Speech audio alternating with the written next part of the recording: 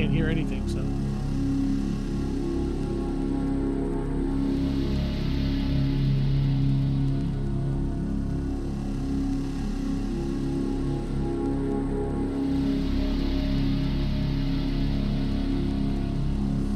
Can't hear anything, so.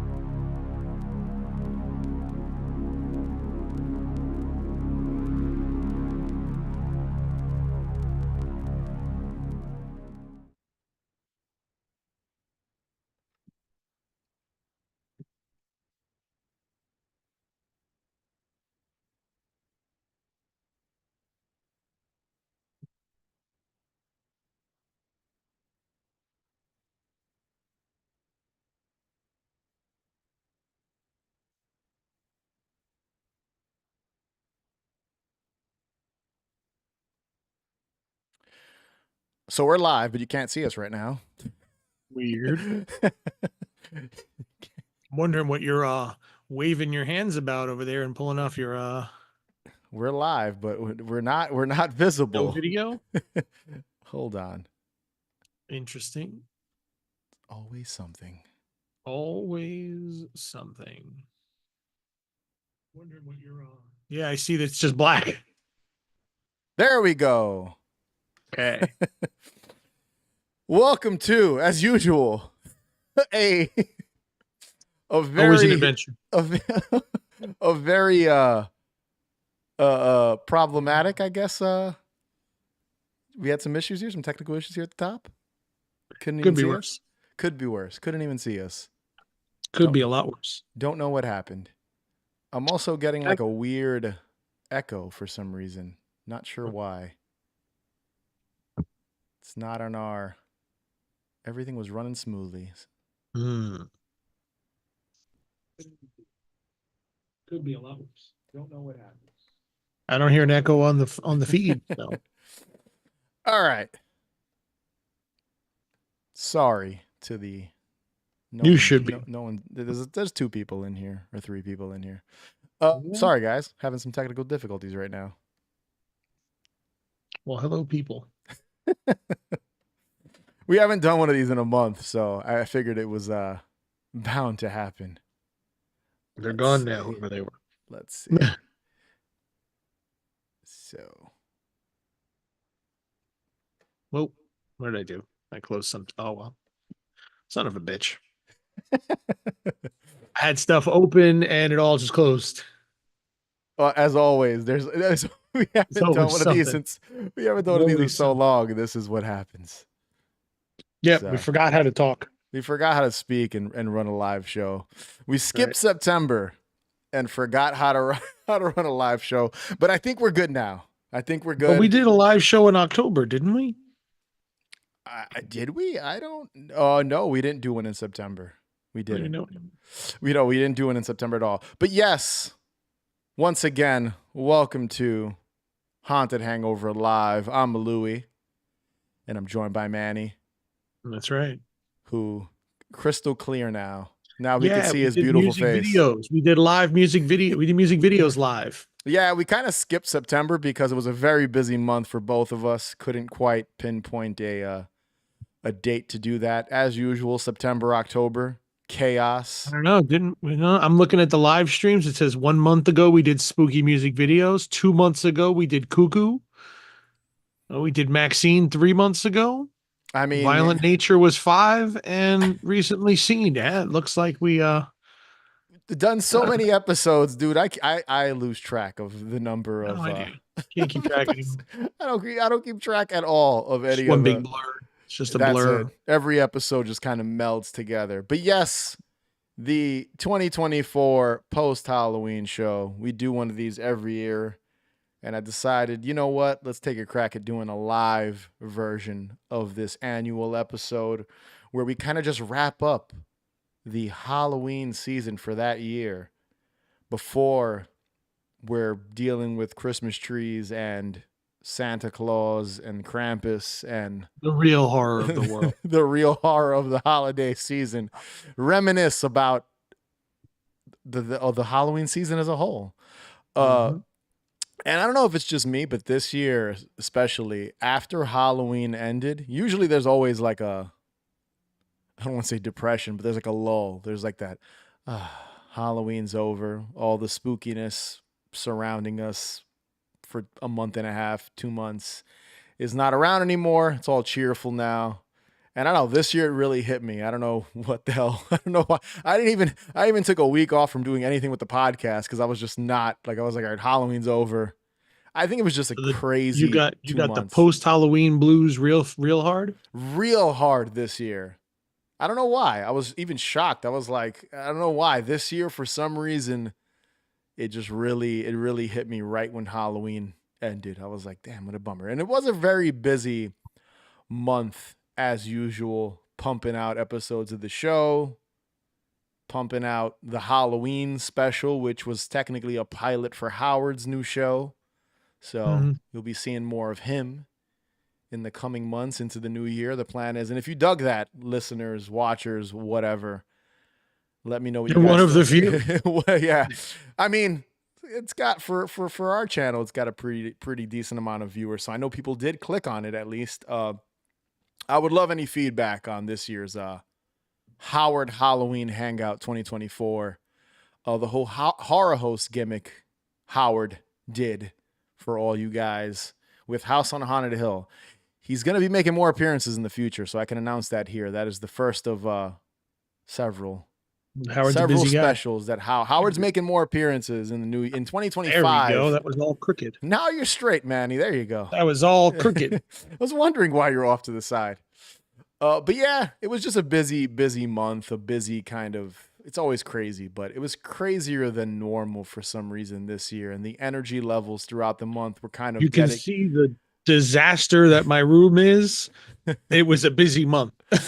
Manny didn't even get a chance to just organize shit this month. It was very busy. Just just camera stuff piled up here. Look, see the mask right there? There you go.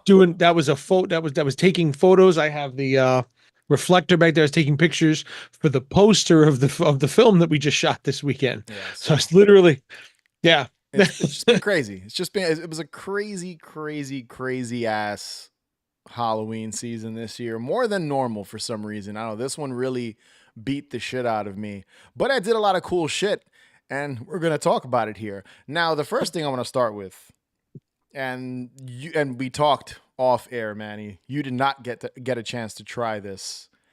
Is this year's Mountain Dew Voodoo? So I would not have even if I found it. There you go. There's Manny's stance on Mountain Dew Voodoo. I am not a Mountain Dew person. This is the gimmick, though. This is like the Halloween gimmick. So it's like, it's a must. So Grimy and I did an episode we normally do where he's the junk food guy. We taste test and try to guess the flavor. And this is the 6th year in a row that they're doing it. I think 6th year, 6th year. And we both took a crack at trying to guess the flavor. And every year, Grimy and I always say, oh man, I hope they do something crazy with the flavor, like something really exotic, like a cake flavor or some shit. Like what? Fucking alligator and shrimp? Like no, No, that would be horrible. I mean, you know what? One year, if they did something gross, Crawfish. that would like catch people off guard. I think if it was Crawfish like, oil. oh, dude, there's like mustard flavored soda out there, so I wouldn't be surprised if that's something. Oyster sauce. Oh Yeah. God, no, thank you. But every Black year, squid ink. oh God, what the Voodoo, the Mountain Dew Twitter page puts up black squid ink is the flavor That's for the it. 2025 Mountain Dew Voodoo. But yeah, so we took a crack at guessing, and last year they had a tie-in with a really popular candy, and I think this year they said the same thing. Grimy and I weren't really sure if it So it's a mystery flavor. So it's You a don't mystery actually, flavor. It's just called Voodoo, but you don't know what flavor It's it is. called Mountain Dew Voodoo, and they do it every year for the past few years. And every year it's a mystery flavor, and they usually Gotcha. don't tell you until the end of October what the mystery flavor is. So everyone's guessing for a couple of weeks. So him and I here on the show usually take a crack at trying to guess what it is. So it's fun to see how wrong you are with the flavors you're tasting. But every year they do something fruity. So the gag with him and I is it'd be nice if they did like a pound cake or something crazy. Like there's no like escargot flavor. No, that would be haven't done that. Fucking horrible if they did. I think they made a lot of upset people. But this year, it was another candy, and they didn't have a license behind it, so there wasn't a big candy brand. No, so this was our guess.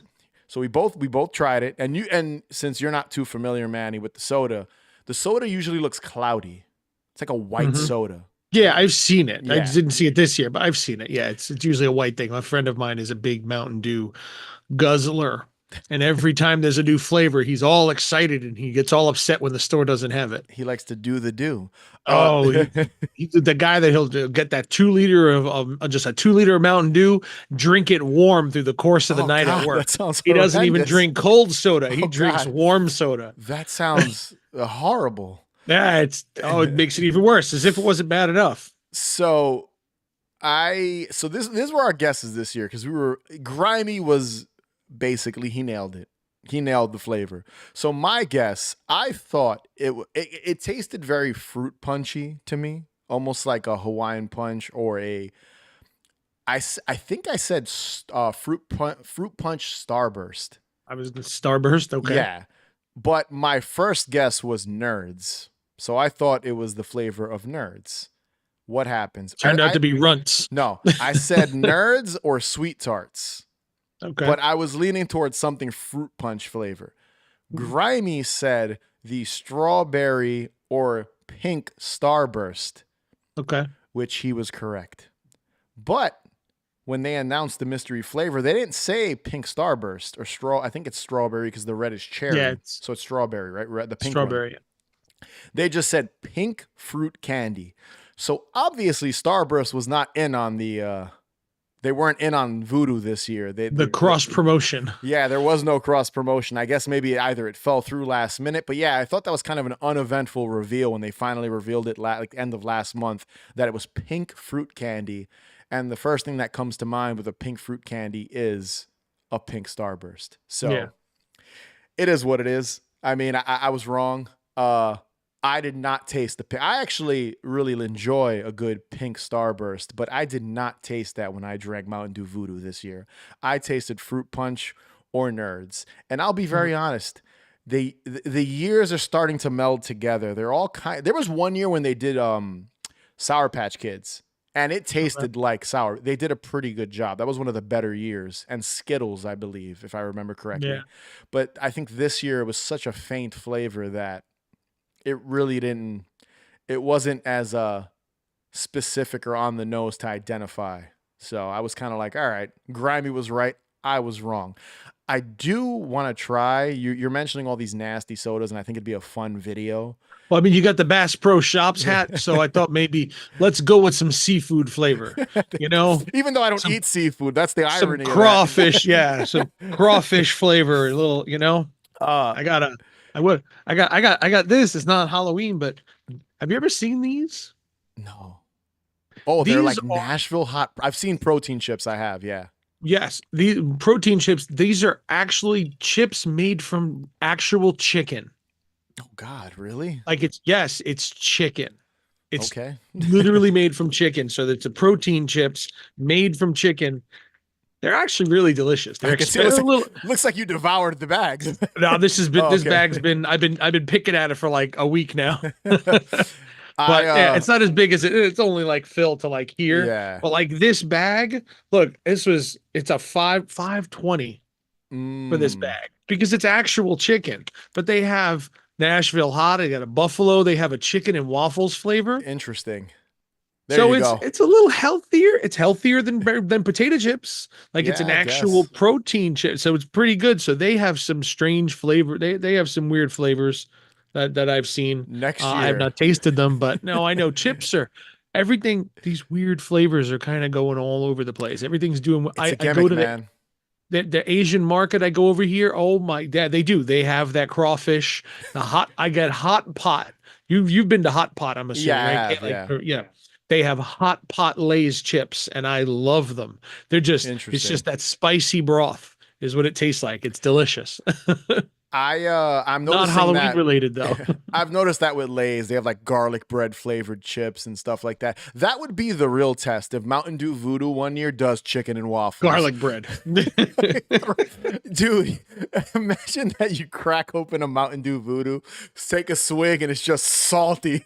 Like that would be horrendous. What was that movie? There was a movie that they made a drink. It was a movie or a cartoon or something. There was a drink. It was like Thanksgiving dinner. And the guy dude. drank it.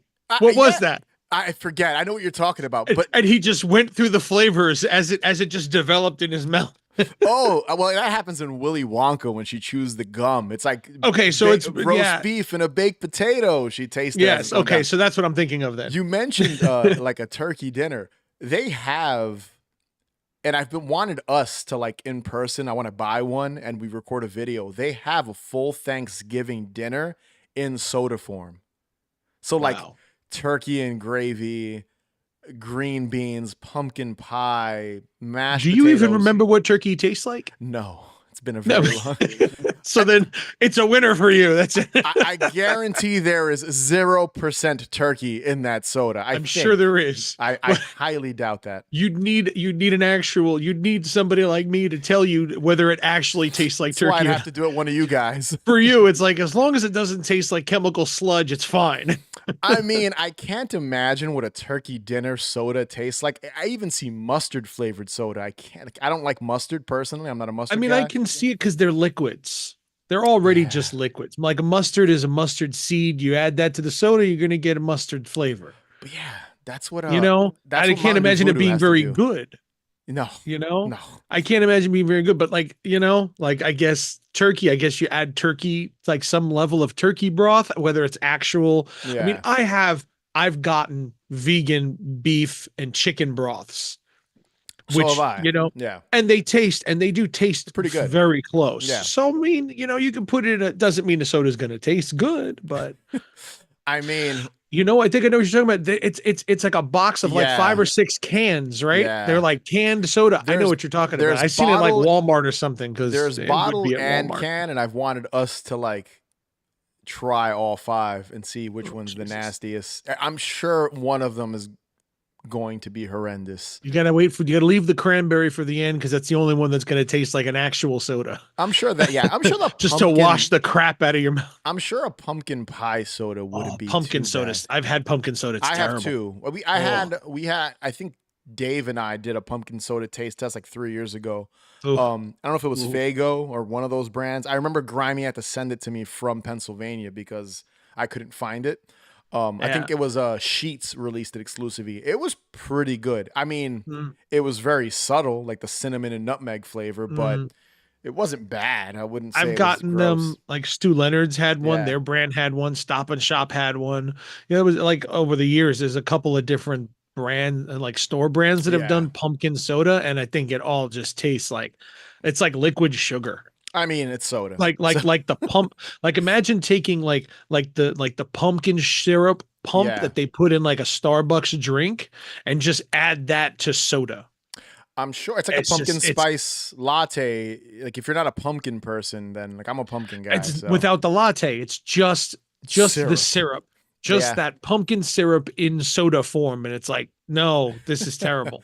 I'm shocked that they haven't. I'm just shocked Mountain Dew Voodoo hasn't had a pumpkin. To just throw everyone. I guess everyone would be on the nose with that, but I'm hoping one year, we hope every year, Grimy and I, that they do something kind of wild. Like you stick with something sweet because it's a soda, but yeah, just kind of something fun. Well, I mean, they want people to enjoy it. So. Yeah, I guess. I mean, like I said, throw everyone off the scent. Do something gross one year. So pineapple ham. Oh God, that sounds rough too. Pineapple ham, Mountain Dew Voodoo. All right, so that's enough soda talk. We've talked about soda for 10 minutes here. Let's jump into Halloween Day. So, how was your Halloween day, Manny? Did you do anything fun? No. Did you get any trick-or-treaters? We got a bunch. We got a handful, not as many as usual. It was actually quite slow this year, and we had, but trunk or treat.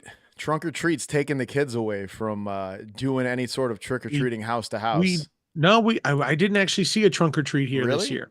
Yeah, they usually do it right down the street. There's a school. There's a school right down the street from us, and they didn't do it this year that I noticed. I think it was just because it was a Thursday. Possibly. We did our usual. Yeah, they did trunk or treat by me, not where I went. I went trick or treating with my nieces and nephew, like I do every year. I've talked about on the show, but they did trunk or treat by me in the cemetery at it's not Cypress Hill Cemetery. I forget what the cemetery is, but one not far from me. And they did it the Saturday before, and it was packed. So I'm sure all the kids in the neighborhood. The parents, it was a Thursday night. They didn't take them trick or treating. Yeah, that's what I think. It's because it was Thursday. I mean, I went trick or treating with my nieces and nephew, and even when we were out, we were in Long Island as well. There was something off. We were kind of shocked. We were like, "Wow, it was very quiet." It was a quiet Halloween for trick or treating, and they're 11 and 10, so they're still little, and they were. Yeah, it was even us. Like by 7 o'clock, we were shocked at how like houses were out of candy. People were like turning their lights off. Stopped showing up like 7:30, 8 o'clock. That was weird. Usually it's till like 9 or 10. You'll get kids, but this like 7:38, it was done. We did our usual every year because we do decorations outside. Get into that. Yeah, we do that every year, and it's kind of like you put up all those decorations so that people can see it on Halloween, which is good. But it's so kind of us like as much as we'd like to do something to go out, it's like the decorations are going to draw kids to your house for trick-or-treating to begin with. So it's like to decorate the whole house and then not even be home, for actual trick-or-treating and stuff, and seeing people's reactions. Because our neighborhood, people take pictures in front of our house. Like they Instagram our shit. Yeah. I mean, I wish I could show pictures here. We got to talk about that. But before we jump into that, I agree though. It was weird. This year felt very off. I remember last year when we did this show, Dave and I did it last year, but I remember I talked about how I remember being out till around 9:30, almost 10 o'clock, and kids were still trick-or-treating. And I was like, this is Halloween. It felt like Halloween. And this year by 7, dude, it was just bizarre. I don't know. I'm surprised because next year Halloween is going to be on a Friday. So maybe next year will be the crazy trick-or-treating night because kids don't have school the next day. But what's weird is kids didn't have school the next day in New York, at least, either, because there was some holiday. I don't know which one it was. I don't know if it was a Jewish holiday or something, but kids were out of school. But I was just shocked at the lack of trick-or-treating this year. Like this year, I really noticed it. And this is coming from a 38-year-old man. I'm not going trick-or-treating, but I'm going with my nieces and nephew, and I'm seeing it, and I'm just like, what is going on? Why was this just an odd year for trick-or-treating? I don't know. Maybe it was just, I don't know, election day being the following week or a holiday, a religious holiday the next day. I have no idea, but I did notice it. I didn't know that. I thought everybody had school the next day. No, kids were, my nieces and nephew were off the next day. So we were even at one point, the wife and I were even like, hey, you guys should be more excited, like to trick or treat this year, and you're off tomorrow, so you can stay up late. Weird. That's even weirder that nobody was around. I thought it was very, very strange. But what can you do? I'm sure next year, watch it be chaos because it's a Friday night. Kids will be trick or treating till midnight in certain neighborhoods. But yes, let's get into your lawn. You Oh, went all geez. out. What do you have on the lawn this year? You showed me, and I can't show pictures like I said before, This, unfortunately, because it's a live. I yeah, haven't figured that out this yet. year was this year was like weird because it was supposed to be dialed down because we had the shoot that was coming up and we had things that were going. And I was like, okay, I'm going to do less this year. I'm not going to do a huge display like last year. I had a whole bunch of stuff going Yeah. on, and because we had the shoot and we were doing the Scared for Your Life, we were vending at Scared for Your Life, and just a few other things, and her job just got ridiculously busy. Because of that, it was like, all right, we started our display. I think we put it up like late August, maybe even mid August. Like we put it up real early just to kind of get it done and out of the way, and we started putting things out. And through the next month, I just kept adding. Dude. I would get something. Oh, look, this is cool, and then I would add that, and then I would add this, and it just got bigger, and Yeah, it dude. didn't get huge, but it just became more elaborate.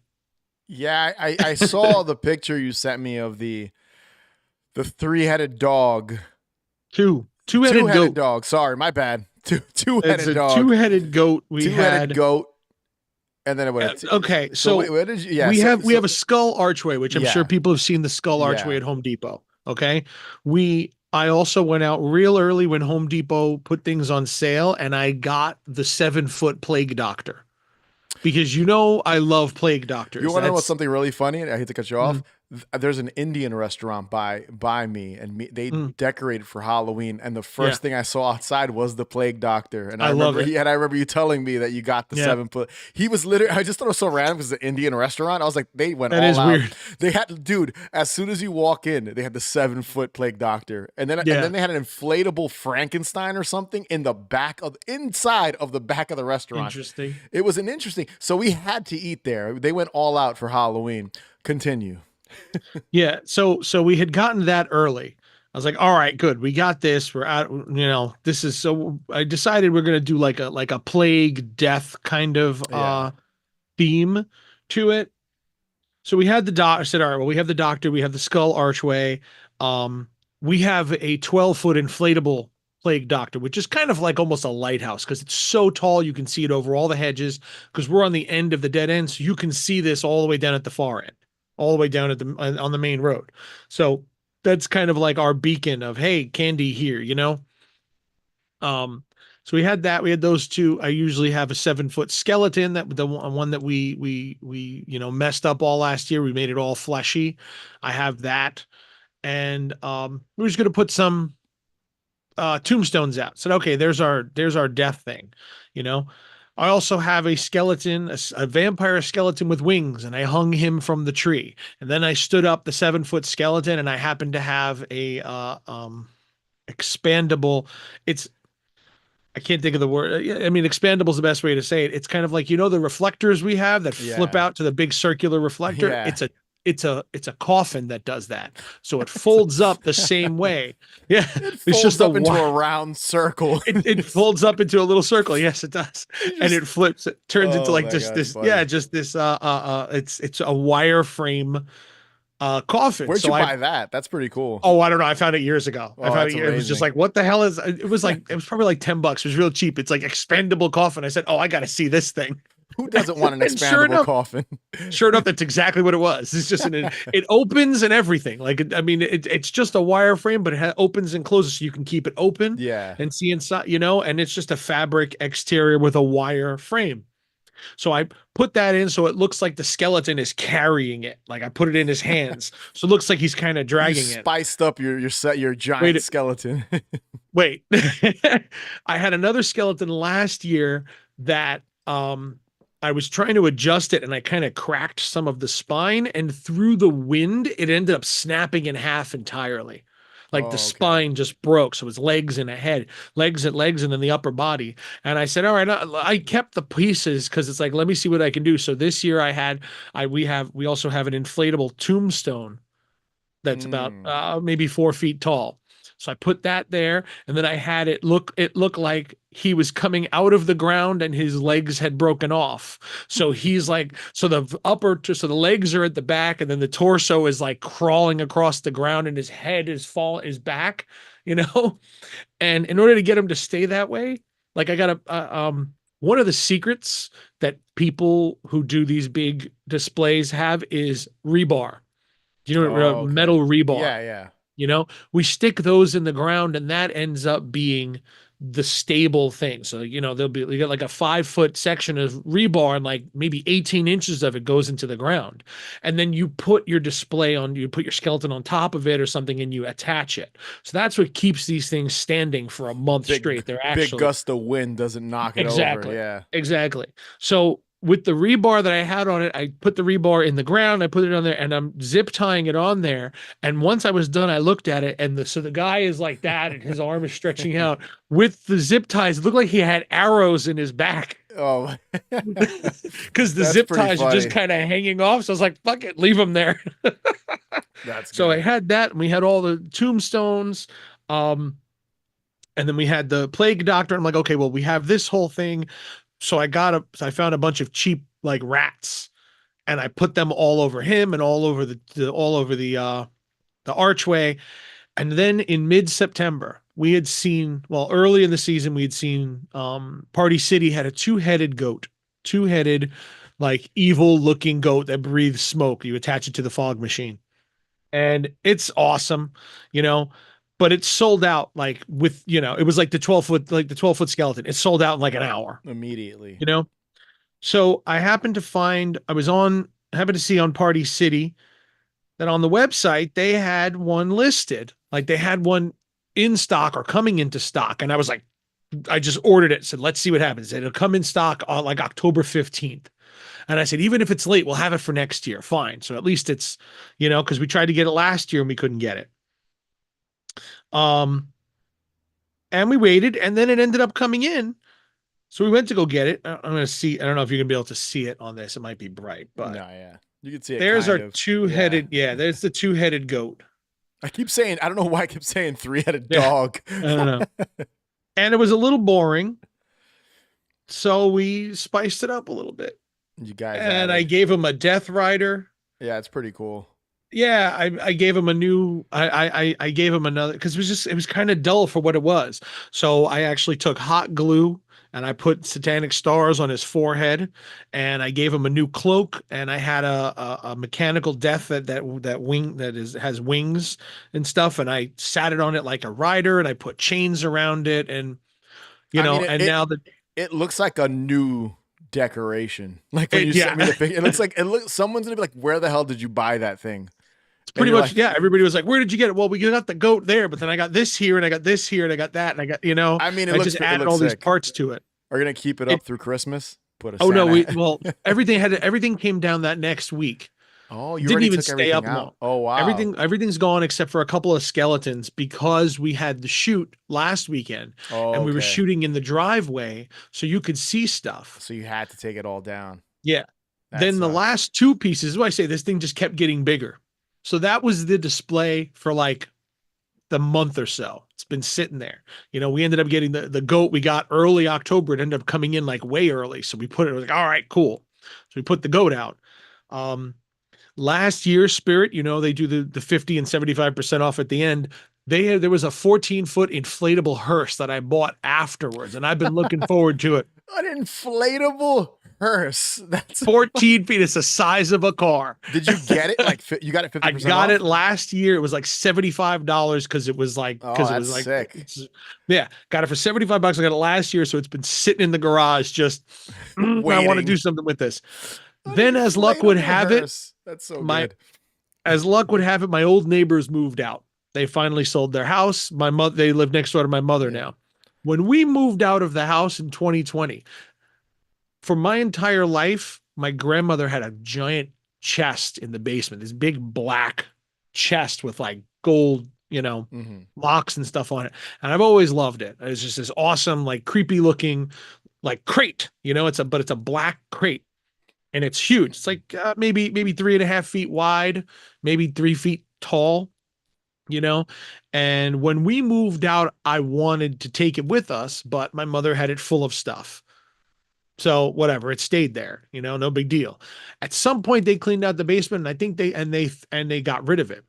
Now, my mother's neighbors finally moved out. They were selling their house and they're moving out. And my brother sends me a picture. He says, "Oh, they put something out on the street. It's this big crate that's outside." He's like, "I thought maybe you'd think that this was a good like prop or something." I said, "Wait. That was grandma's. Yeah. That was our grandmother's." She's, "What do you?" It says, "No, that was theirs." I said, then when you threw it out, they took it and used it. Wow. Now they were throwing it out. So my brother took it, brought it into the house, and I went to go pick it up.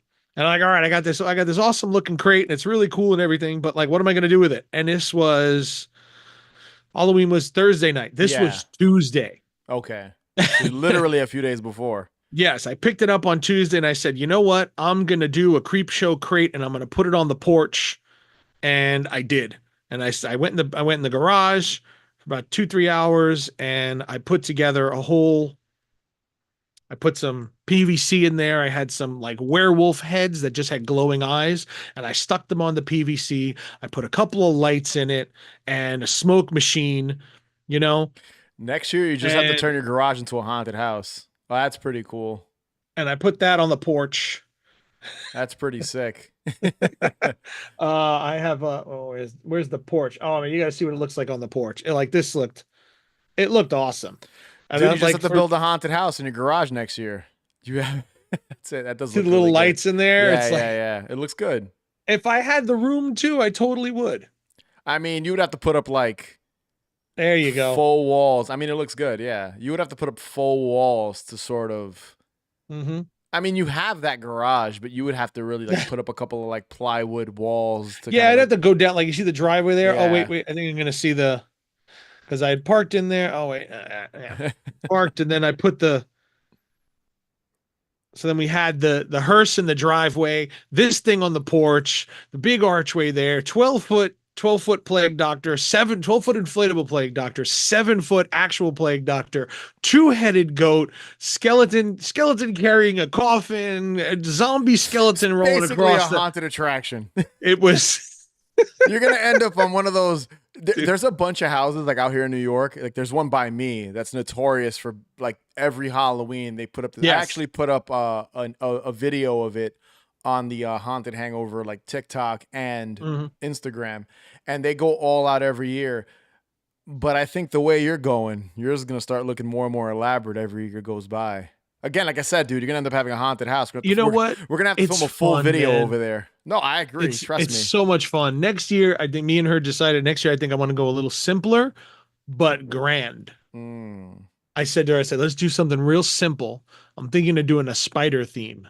And I said, what if we did something like we have a tree in the front yard. What if we just covered the whole tree in like a big spider web? Nest. And then we had one giant spider coming off of it. Like just simple, but like, holy shit. Yeah, I could picture you doing something like like on the side of the house or something. Yeah, like PVC out, like a 20 foot long spider that's just across the whole front yard, and like just cover the tree and corpses inside of the cobweb. See, now you're getting bigger, I mean, you got to put something. As I said, something simple, but like grand, like wow, grand, like where holy the hell crap! Do you find a giant spider? You would have to make that. No, I'd make it out of PVC. I would just get PVC pipes and just make the whole thing. Something that big, yes. Looking forward to seeing that next year, I guess. I don't know. That was an idea. Who knows if I actually do it? It depends how But like I said, this year was supposed to be small, and it just got every week I found another piece, and it just got bigger and bigger. The other it wasn't intentional. I mean, look, dude, I just think when you like, I live in an apartment, so unfortunately I don't have a front lawn to do all these, but I'm sure the day I own a house, or if it ever happens, you're going to go nuts. I'm going to go crazy. I'm sure. When you have the ability, it's not even the ability to do it. It's what everybody, like people with the 12-foot skeleton, they all said the same thing when they got it. Now, where the hell am I going to put this thing afterwards? Yeah. And that's why it ended up being something that people just keep up all year long, because they have nowhere to store it, this giant thing. So it becomes one of those things where when you have the space, you will find something to fill it with. You'll put it Yeah. somewhere. You'll figure Yeah. it out. No one has an empty attic. No one. Everyone finds something to put in that Something to attic. shove up there. Yes. No one has an empty attic or an empty basement. Like the hot item, and Grimy and I talked about this one in our anticipated Halloween items episode a few months ago. Back, I think in July or August, we mentioned it. The ground breaking skeleton. It's like that big. That was really popular. I saw a bunch of them this year. I almost got that this year. I considered it. I was like, you know what? That's a big, simple thing that you can do. But it was so popular. It's like, you know what? Everybody's kind of got this. Yeah. Everyone ends up getting it. The Plague Doctor, I saw a lot. People weren't really buying it. It's very niche. Plague Doctor. Exactly. So. I even had that big inflatable hand with the eyeball in the middle too. Like, I like those sorts of weird things that nobody else seems to get. Yeah, I mean, it's good it's cool that everyone has like the 12-foot skeleton, but it's cool when I like when people take the 12-foot skeleton and put their own spin on it, like you did with the big and with the collapsible coffin and all that stuff, and like put your own. I love when people leave them up during the holidays and put like a big Santa hat on them, and I've seen some dressed up as Santa. So that's usually what we do with the skeletons. Last year we kept the skeletons up. We had that cauldron, the witch's cauldron that hangs on the thing last year. So we just took the wooden board thing that I can't think of the name. Anyway, we took part of it off and we left just the cauldron outside, and I filled it because this cauldron has like this bubbly top. Yeah. I had taken out of it and filled it with skulls. Filled it with skulls and yellow lights to begin with. So for Christmas, that 7-foot skeleton we have, I gave him a Mrs. Claus costume. Okay. And I took the cauldron itself and I found a giant Santa sack and I put it around. So now it looks like a Santa sack full of skulls. That's pretty sick. Yeah. And that's what I had for Christmas last year. It's still in the Santa sack because I didn't reuse it. So it's probably going to end up going out like that again this year. You'll be putting it up in a few weeks. So we got to put our turkey up first. She has a burning turkey. She has an inflatable. It's a turkey. Amazing. It's an turkey with flames coming up the side and it's screaming and crying. Oh my God. That's fucking funny. I've never seen that. You gotta show me a picture of that one. I've never seen that guy. That's cool though, man. Again, it's just getting creative with everyone can buy the big skeleton or certain things you can get at Home Depot or Party City, but I like when you take it like what you're doing. You're like melding 2 or 3 different decorations and turning them into one giant decoration. We got to make it our own, I can't. I don't like it looking like, I know that we have people have these decorations. These things are mass produced, so everybody has them, but it's like, if you're going to have the same thing, do something different. I see plenty of people that have these things and it just looks like everybody, they just stick them out in the yard. It's just, it looks like it looks like a gallery of just like, here's a bunch of animatronics just standing on there's the turkey. See if it can. Oh yeah, I see it. It's burning. Where'd you find that? I don't know where she found That's it. That's fucking funny. Oh, it's a screaming turkey. Poor turkey. Poor guy. And you see, there's the skeleton still. Yeah. We get the skeleton there, and then the turkey, and then the chain goes around the turkey's arms, and the skeleton holds it down. That's funny, dude. That's so good. And that skeleton became a Santa last year. I mean, that's what you got to do. You got to spice it up. Yeah, these are the same decorations, just change it up. And on that note, on like spooky decorations and things like that, let's talk about haunts a little bit. Any haunted attractions we might have gone to in 2024? I went to a couple.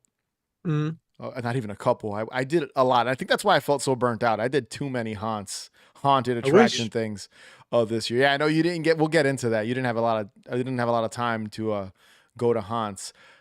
I already talked about the dilemma of Six Flags Fright Fest, which I've talked about it several times on the show. Did they ever open fully? Did you ever make it to the Chris full? Chris and I did a full episode. We went back like 5 times, right? No, we went back twice. We went back a second time only. That was it. Don't want to repeat myself here, but you guys, any listeners that didn't listen to that episode, go back and listen to the Six Flags Fright Fest Extreme 2024. So then real quick, when you went to the completed, because I didn't listen to the episode because I'm a shitty co-host. When you went to the completed, was it worth the wait?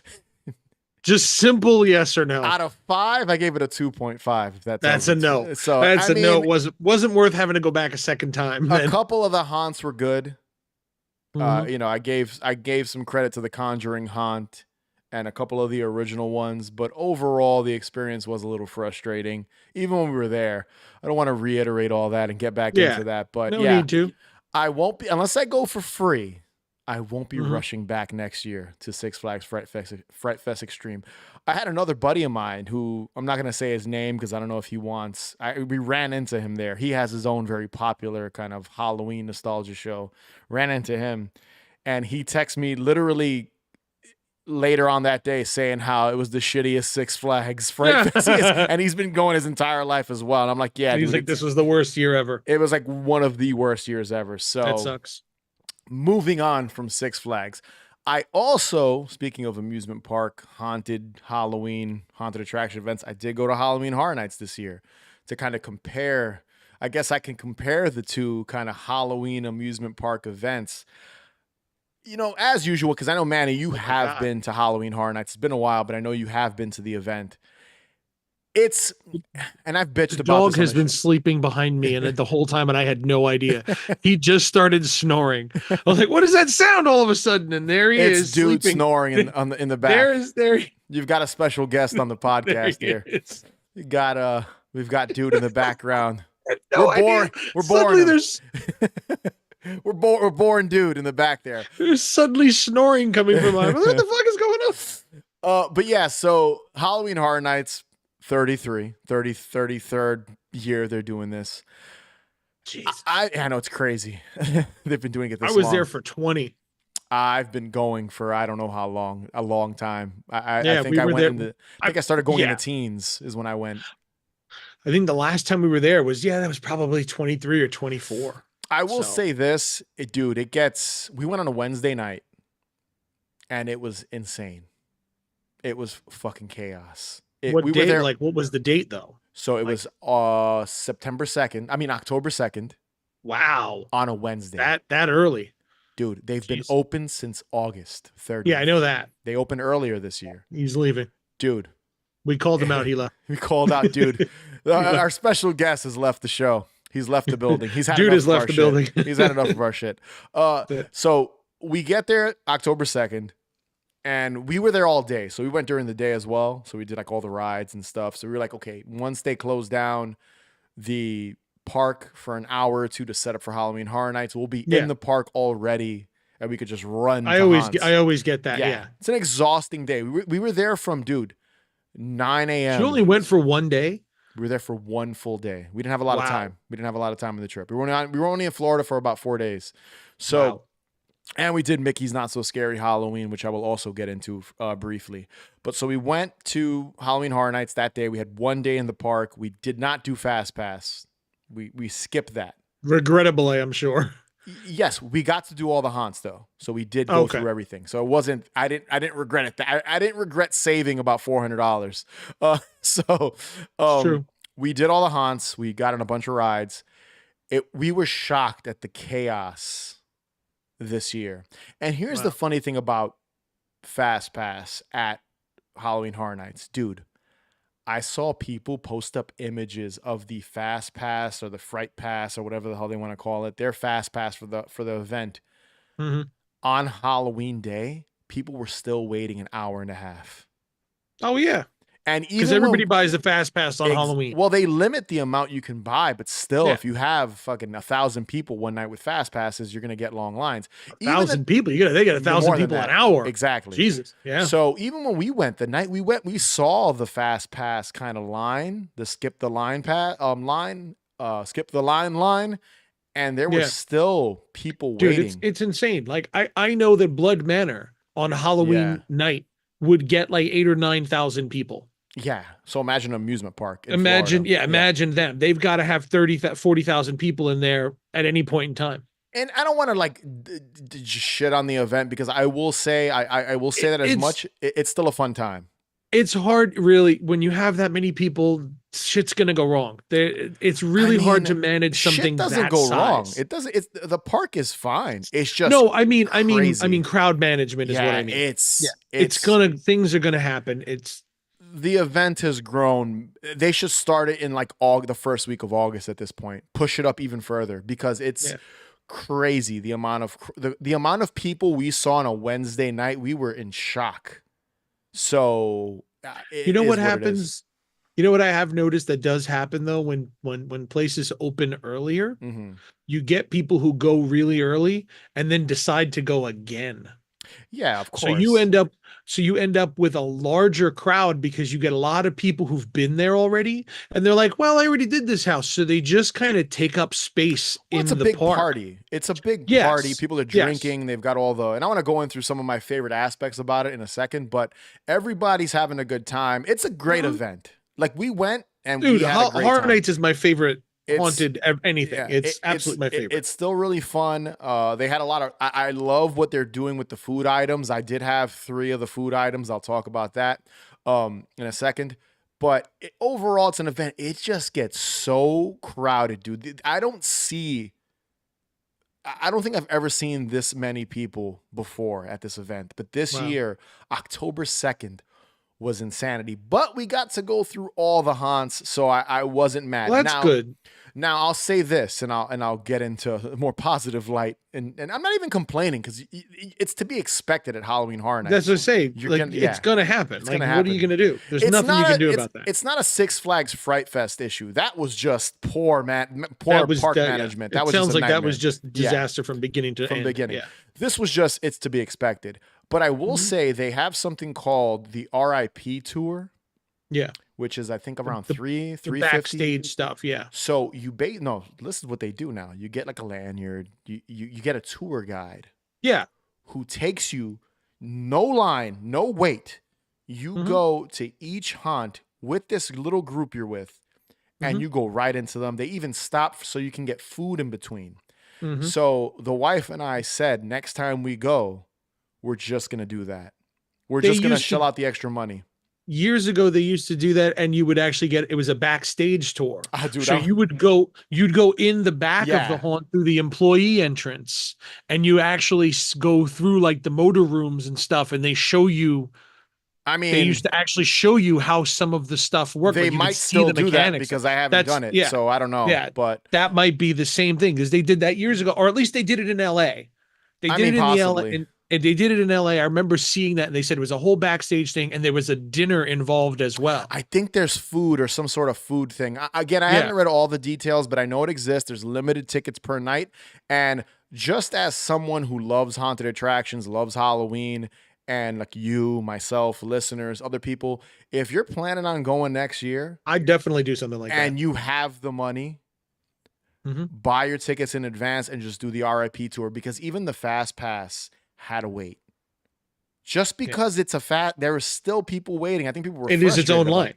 It's its Yes. own fucking line. Yeah. So it's yeah, Fast the pass, line is skip the shorter. line and get on this line instead. I mean, dude, the RIP tour ticket, you don't even there's no line. You're literally they stop everyone and let that group in Yeah. and then start letting in the 'Cause fast pass people and regular people.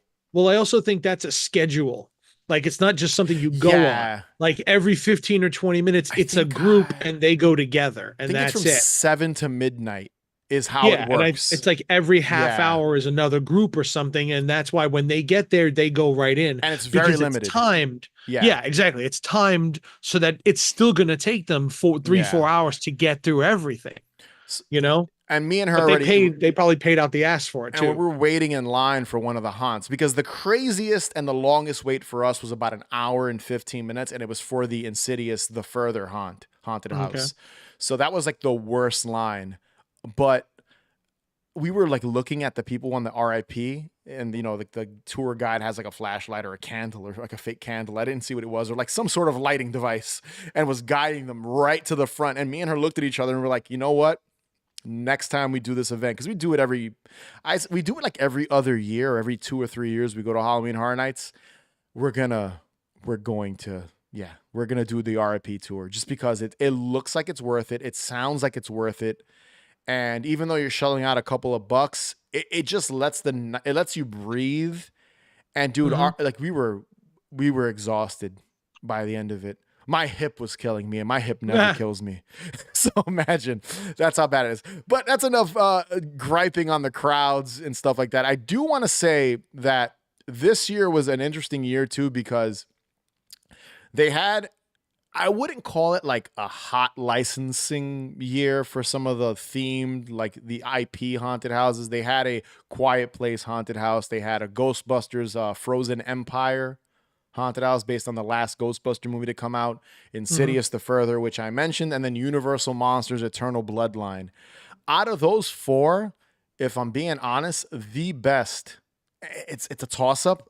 Funny enough, I didn't think it would make for a good haunted house, but the Ghostbusters Frozen Empire haunt and the Insidious the Further haunted houses were probably some of the most detailed and accurate. You know, they go all out. It feels like you're in the movie when you're walking through these movie themed. Oh, I love IP that stuff. Yeah, it's That's great. so cool. Dude, there's a scene in the Ghostbusters. I say scene, but it's like a set piece in the Ghostbusters Frozen Empire where you turn a corner and you see kind of like a forced perspective version of the the fire station, the Ghostbusters headquarters, the firehouse, frozen like in the movie.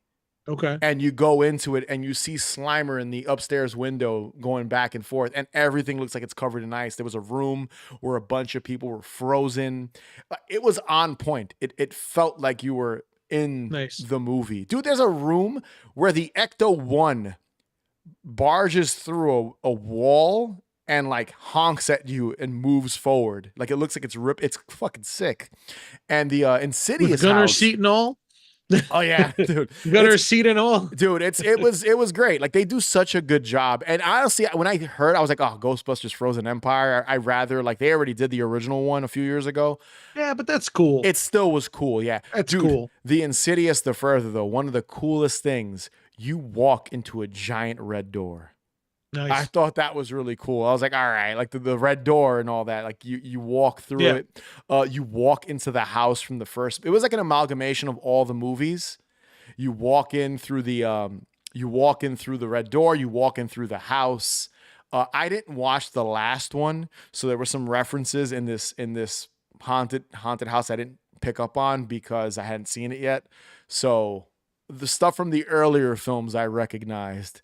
But overall, those two were really cool. But my favorite haunt of the entire HHN 33 event had to be, so this is the sequel. They have something called Slaughter Cinema. I don't know if you've ever heard of it. And basically what it is a bunch of B movies. So each room is a faux movie. Think Grindhouse, shit that we used to do film back in the day, fake trailers and things like that. So the way they have it set up is you pass a small room, there's a movie poster, looks like you're inside of a theater, and it's a faux poster for the movie. The room you enter after that is based on that movie. So it's a scene from that movie.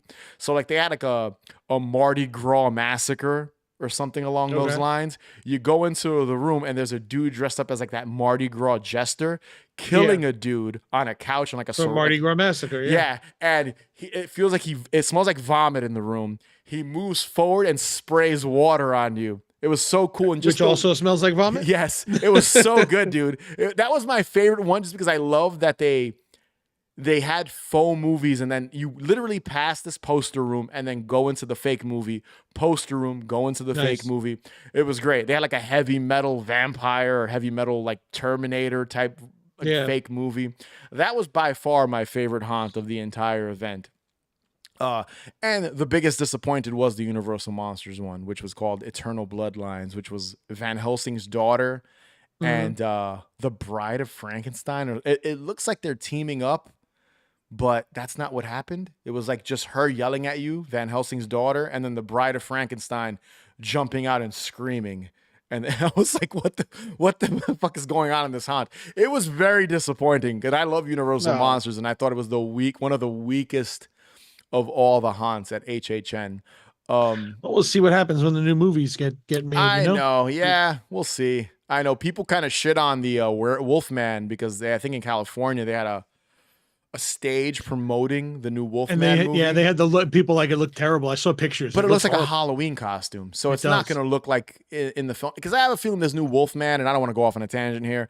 I have a feeling this new Wolfman is going to be more like a virus than him turning into a wolf. It's going to be more like he's reminiscent of a Wolfman. That's, I think, the route they're going to go because of what they did with the Invisible Man and stuff. And it's the same. What's the name? Lee Winnell's directing it, and he tends to go a little more realistic. Is he directing? Takes. I know he's writing it. I don't know. No, if he's the director as well. Is so I'm excited for it. But yeah, look, Invisible Man was phenomenal. It was awesome. That was absolutely incredible. Yeah, and people were shitting on the on that promotional kind of because Blumhouse I think Blumhouse is producing that new one. It's both. It's Blumhouse and James Wan. Yeah, you're right. And Blumhouse James Wan got the rights to the Dark Universe. Okay. And Blumhouse is producing it, so it's Blumhouse and James Wan. Yes. Okay. Yeah, that's fucking awesome. Like, you know what? I'm sold.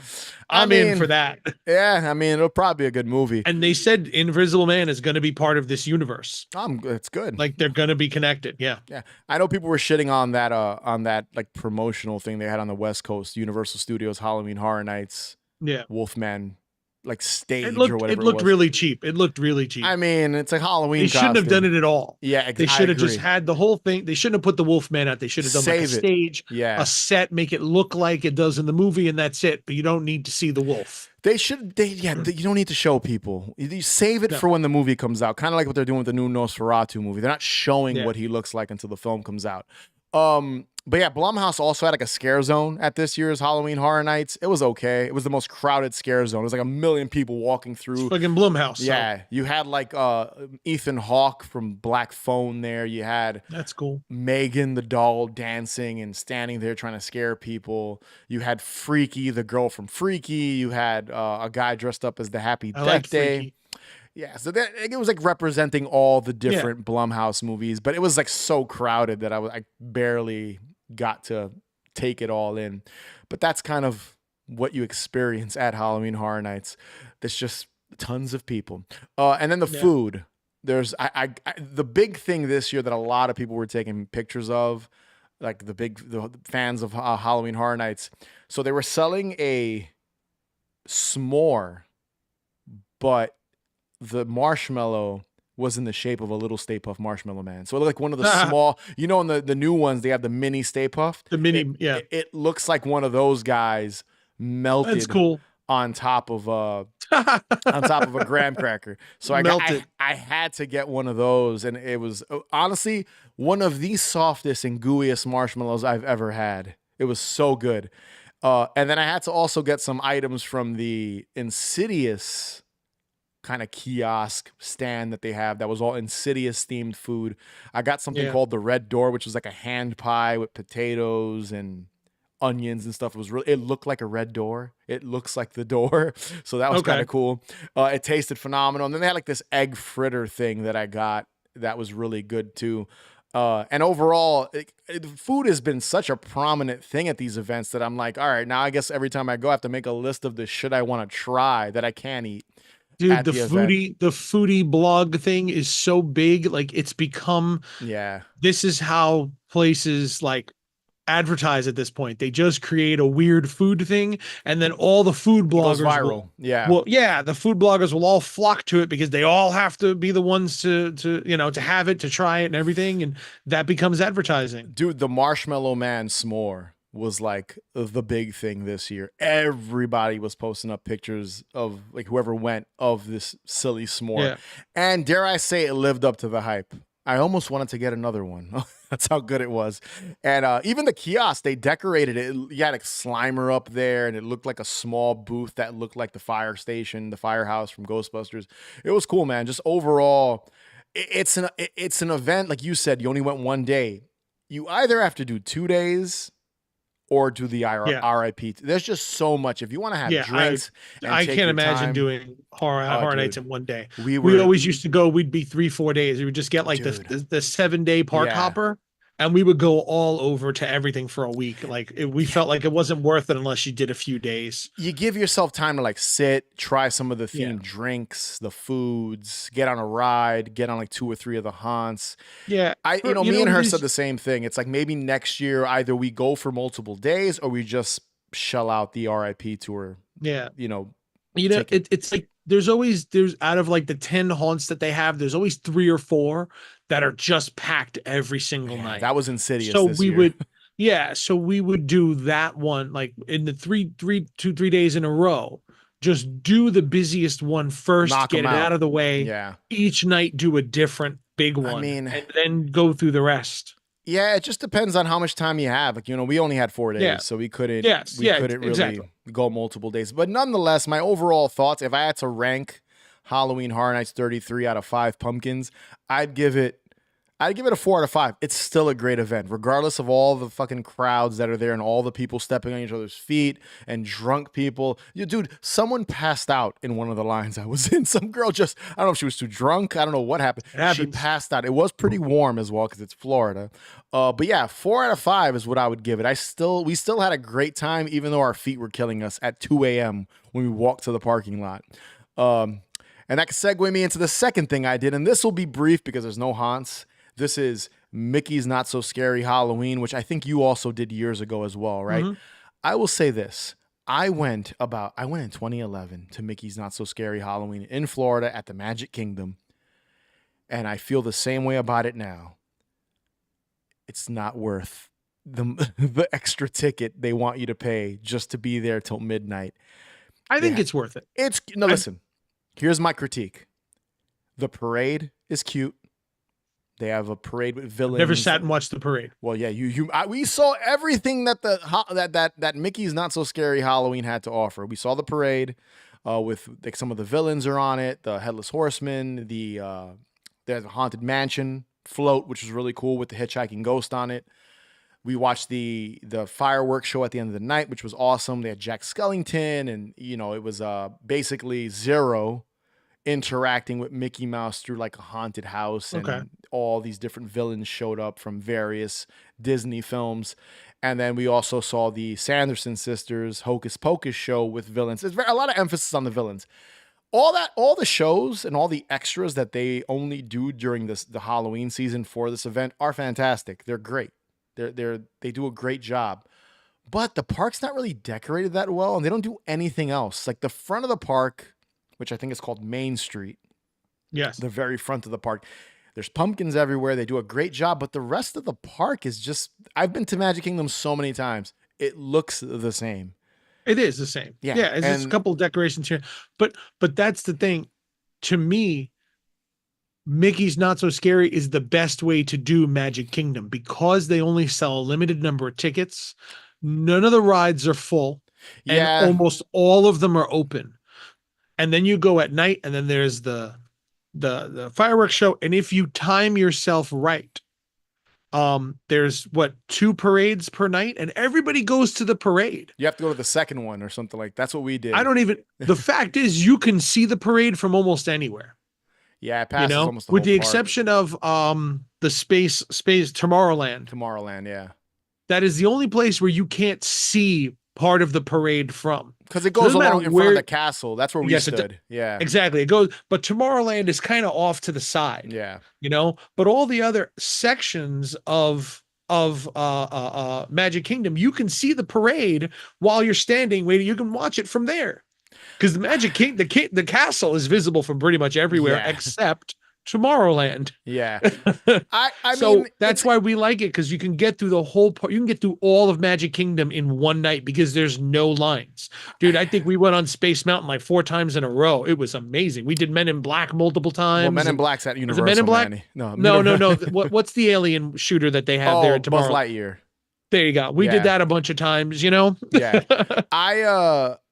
I get the appeal. The Stitch ride. We did Stitch. That's what it was. They closed him down. The Stitch invasion. Where he jumps on your head and all that stuff. Yes, we did that a couple of times. They closed that down, unfortunately. That was a fun ride. Dude, that used to be Alien Encounter, which was a horrific ride, and that was an awesome ride. Yes. But that's a conversation for another day. So I mean, it's cute. I just feel like, dude, Disney is $150 to walk to their park. It's very Just expensive. leave the park open till midnight and let everyone experience this. You're not changing enough of the park, in my opinion, It's to for kids. charge That's two. what it is. It That's is. why. There's no It's for haunts. kids. I wish they would do like If a there's haunt anyone event. who's good at fleecing parents out of money Yeah. for nothing, it's Disney. Yeah, you're right, dude. People are complaining about how expensive it is. Like and like I said, it's a cute idea. The parade's cute. The Hocus Pocus show is great. The fireworks show at the end of the night is awesome. But in reality, that's all you're really getting. And a semi-empty park in certain rides. You know, a lot of kids don't want to get on Space Mountain or Tron, which we got on twice. The new Tron coaster, amazing. I haven't tried that. So I good. want to try that. So good. It's cute. I just wish they decorated the park more, made the park darker. But I get it. It's for children. I'm not the demographic. I'm not the age group for it. And you know, she wanted to check it out because she had never been. This was my second time going to it, and even she was kind of like, I wish they just decorated more and did more with the park. Why are you like charging people an extra ticket for this event? I guess for free candy, you get free trick-or-treating. I mean, we each left with a bag full of candy. I mean, we thought we could get more candy. We were like, oh, maybe we should have gotten more. The year we went there, last time we were there, it was all Hocus Pocus, and they had the big Hocus Pocus live show. Yeah, they had that when they still do they had that. They're still doing that. Yeah, that's still a really popular. Yeah, I don't think they've changed it too much. It's been the same sort of couple of things every year. So I wish they would just freshen it up and maybe. I think that was one of the first years they did the Hocus Pocus, though, because Hocus Pocus died for a long time, and then it suddenly started getting really popular again. Now. Yeah, I know. Yeah, it's huge. So I think when we went, it was one of the first, like maybe second year they were doing a Hocus Pocus show. I think so. Maybe I could be wrong. Maybe they've been doing it the whole time, and I just missed it the first few times we were there. I don't know. When I went, I think they were still doing Hocus Pocus. I don't remember the first last time we were there. I'm talking like 2013, 2014. It's been a long time since we've been there. I haven't been there since 2011. So imagine it's been even longer for me. And I still feel the same way and that was way before Haunted Hangover, before I was jumping on here and talking about haunts and events and Halloween events. So in my opinion, it's cute. If you have kids, you're going to love it. The kids are going to love it.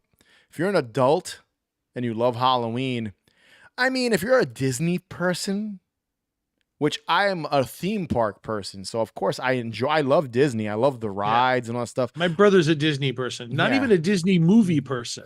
He loves the parks. I mean, so do I. I love the parks. But no, that's what it is. He loves the Disney parks. He doesn't even care for the movies that much. He's whatever. He doesn't care about the movies. But the Disney park, my brother and their family, they go to Disney every single year without fail. I mean, dude, it's the happiest place on earth. You always will have a good time. If you're in Magic Kingdom, it's man, he disagrees. It's not the happiest place on earth.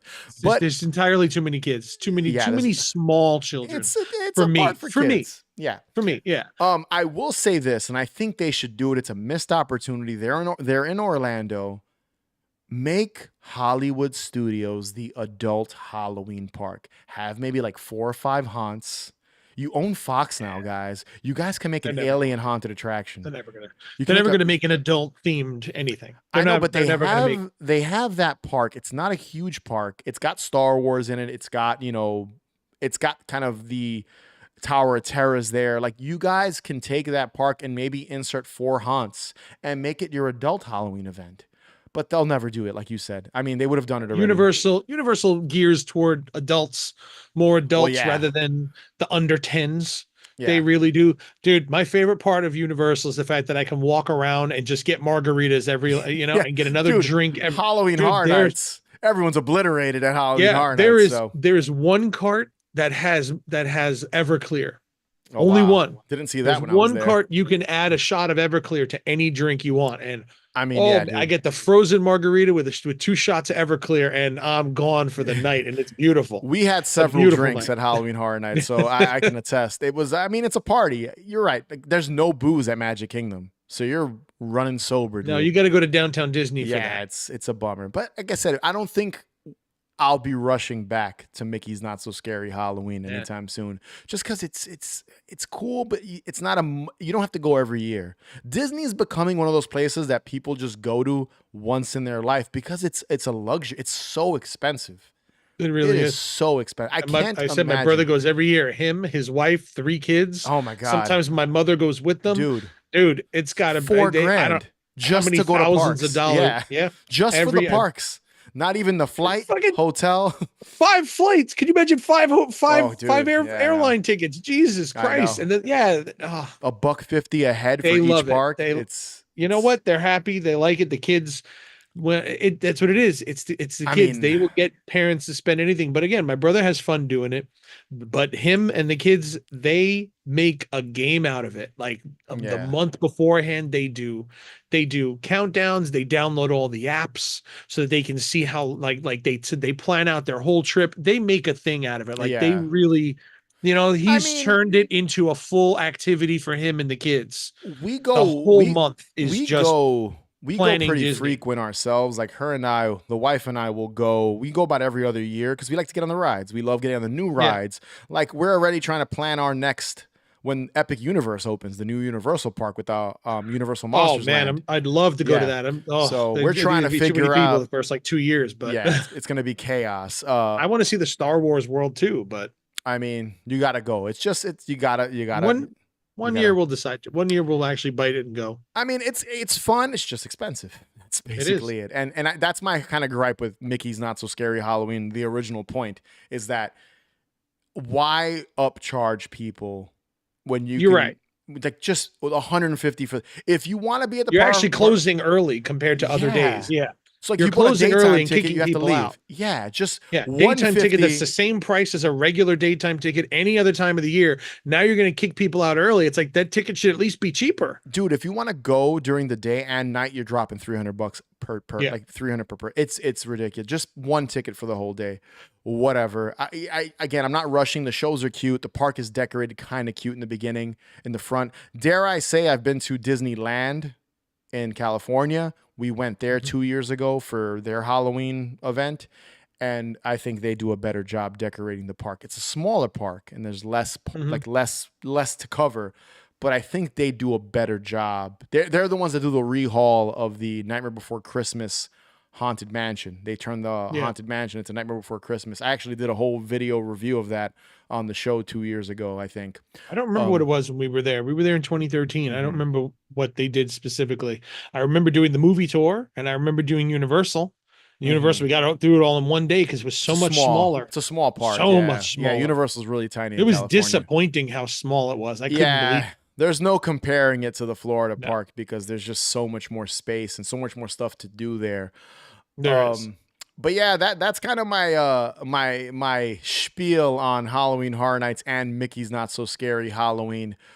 Two more things, and two more things I want to lightly touch on. That's also in Orlando that I got a chance to check out. Which Just I got to take notes on this one yeah.